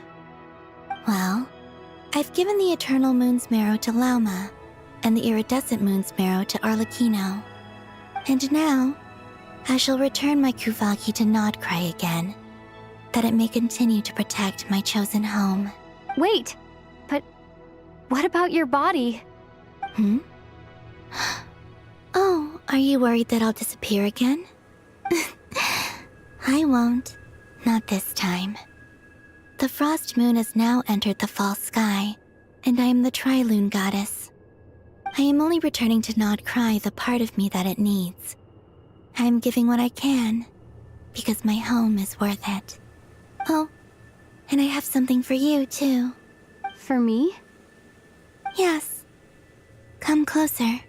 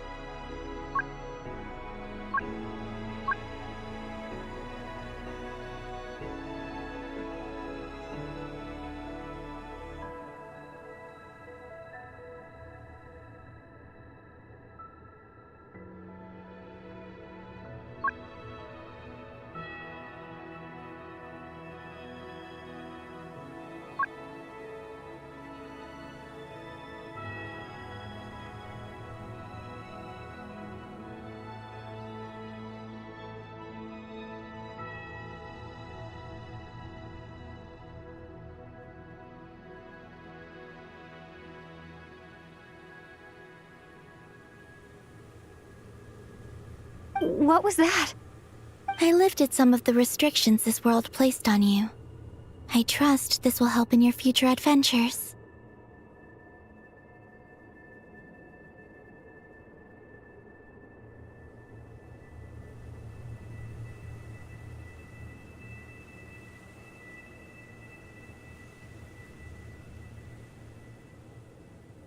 My power. It feels like it's grown. I can use the elements more freely now. Thank you. This will be a great help. You're welcome. I see you as family, and after everything you've done for me, In fact, no. It's not because I owe you. It's because you're worth it. Here, this flower is for you.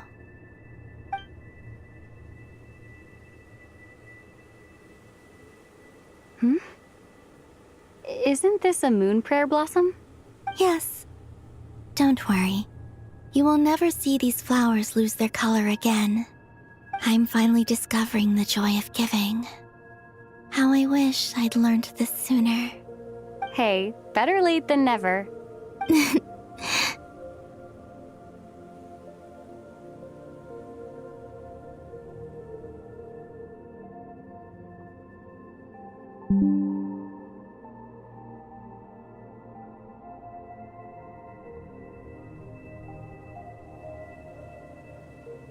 What are you thinking about now? Why don't you take a guess? You get 1 shot. I don't think I'll get it in one guess, but I'm sure it's a happy thought. That's kind of a sneaky answer. I can't say you got it wrong. Down into that, the moon seems so far away. I felt it might always lie beyond my reach. But on the moon, everything feels so close by. The haze that once enshrouded the skies has finally been dispersed. I feel like a traveler on a winter's night, starting a new chapter in my tale by the warmth of a bonfire. I don't have a lot of luggage, but I do have a lot of hope for the future. Well, what's next? Next? To start with, I want to stay here just a little longer. After that, let's return home and continue our journey.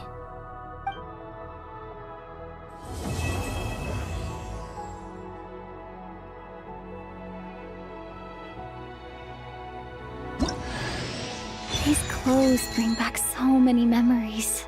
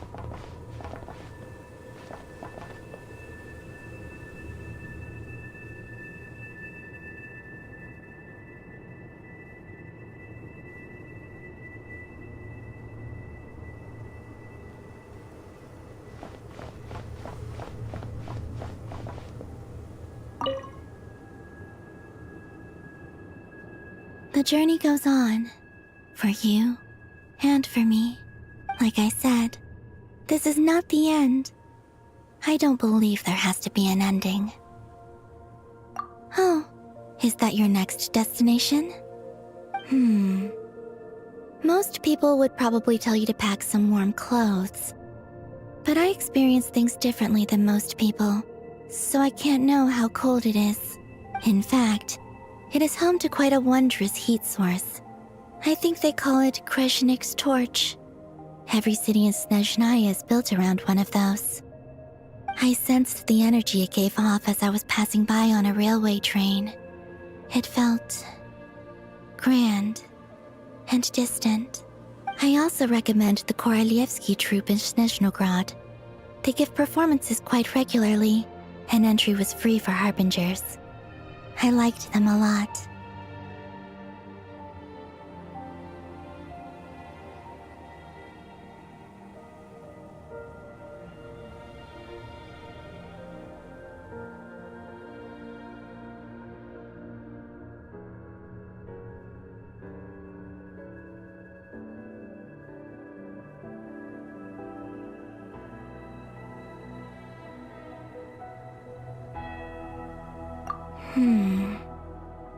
Ice cold and sharp. Crystal clear in some ways, yet profoundly unfathomable in others. Like the thick layer of ice on top of a frozen lake. That's just the impression that Tsaritsa gives me. I was never able to glimpse what truly lies beneath that icy exterior. In fact, I don't think the people of Snezhnaya even know what kind of power their god wields. Maybe that's because the Tsaritsa herself has never acknowledged, nor accepted that power.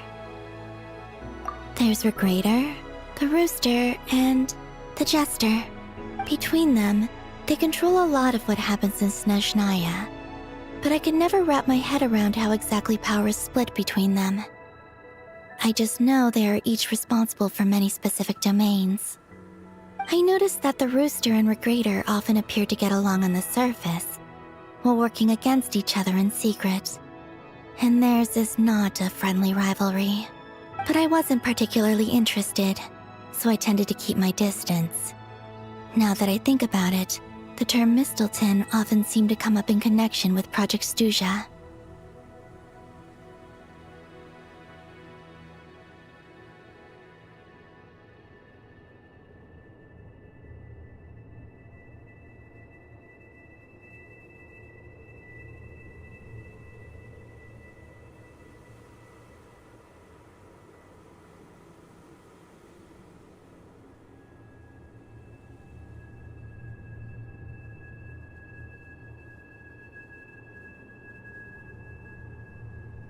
Once things settle down in Notcry, I'd like to explore the world beyond Snezhnaya.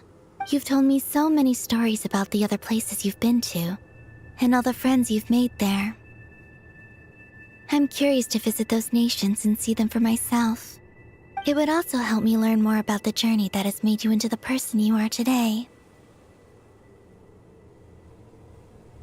Okay. As you continue on your journey, don't forget to gaze up at the moon once in a while. It is, after all, no longer an illusion. It shall cast down its true moonlight, connecting us in truth.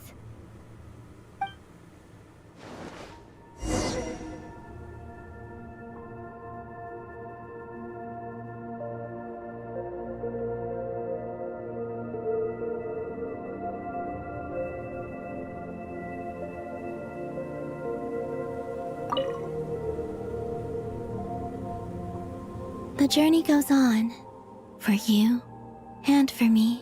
Like I said, this is not the end. I don't believe there has to be an ending.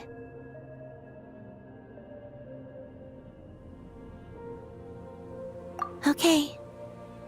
As you continue on your journey, don't forget to gaze up at the moon once in a while. It is, after all, no longer an illusion.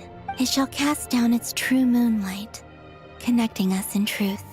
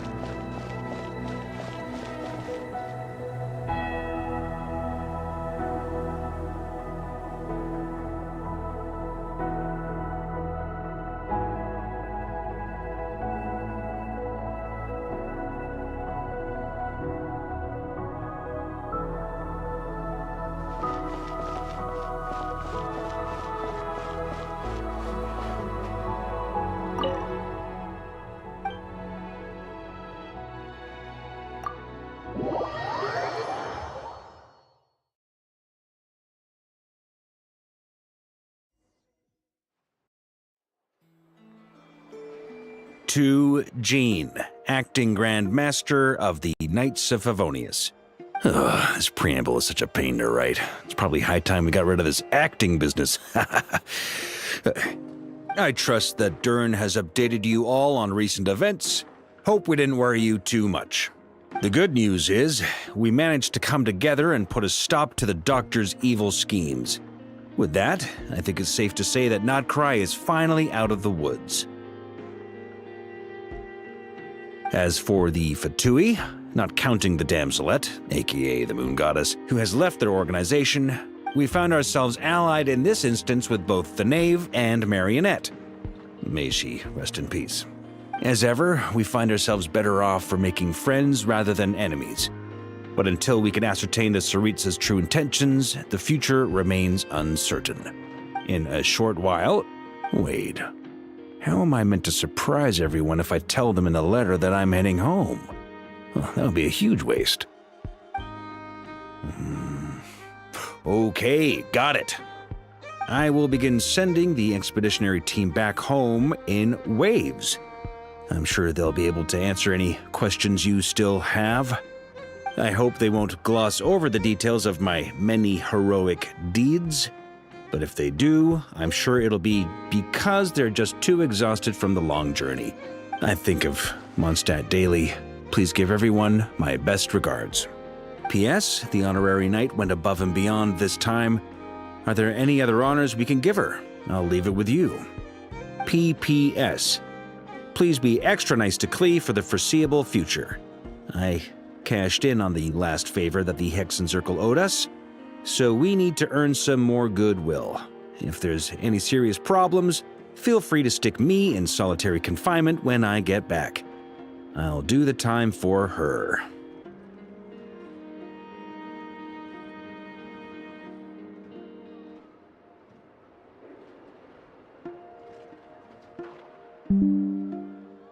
Whew. And that, as they say, is all she wrote. End of an era.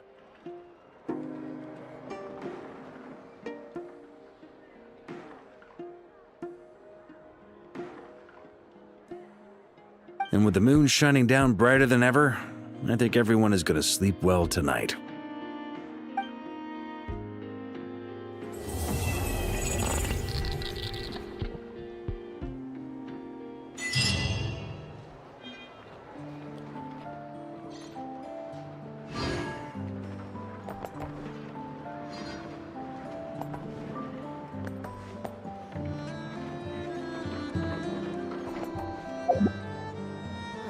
Time for a break. Oh, this place looks perfect. Trust me, when it comes to local delicacies in Pyramida, nobody knows more than me.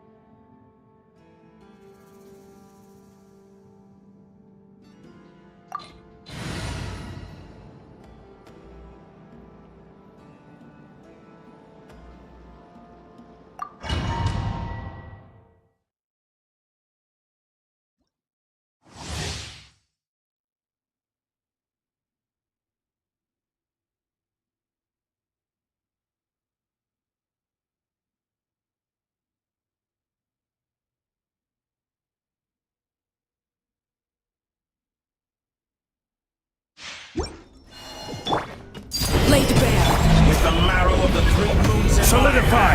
behold the Accelerating. false moons fall!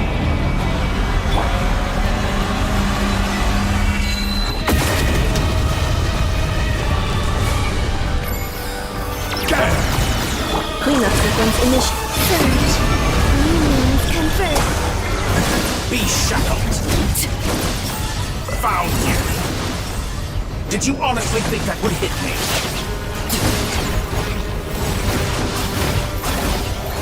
Overruled. Entropy! Stabilize! Installation chamber deployed.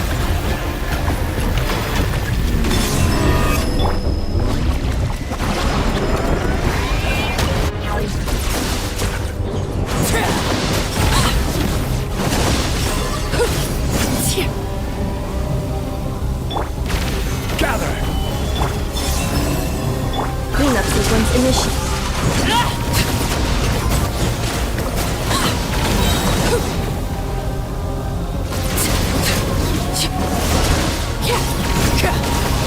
Laid bare. You cannot face This me! is where you fall. Found you! Solidify!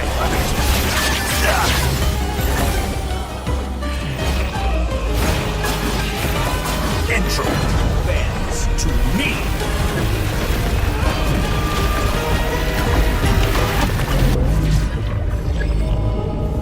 Stabilize! Defensive mode engaged.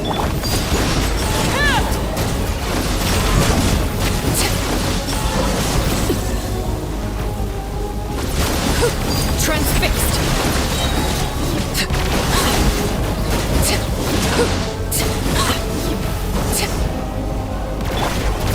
Solidify! Wayne. Laid bare. Excellent! Be shackled!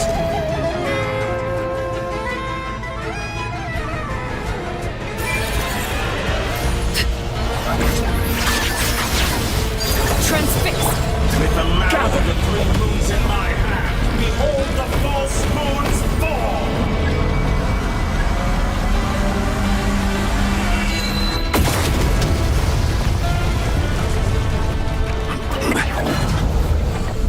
Solidify!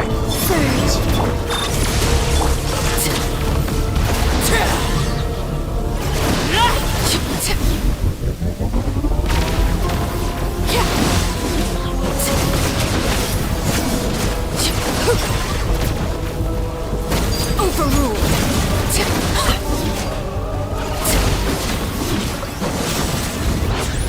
Be shackled!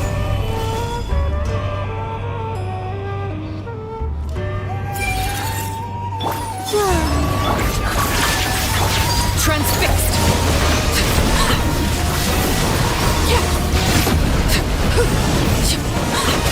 Did you honestly think that would hit me?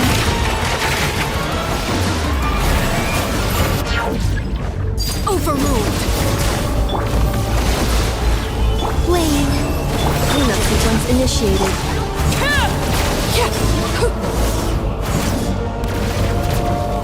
Laid bare.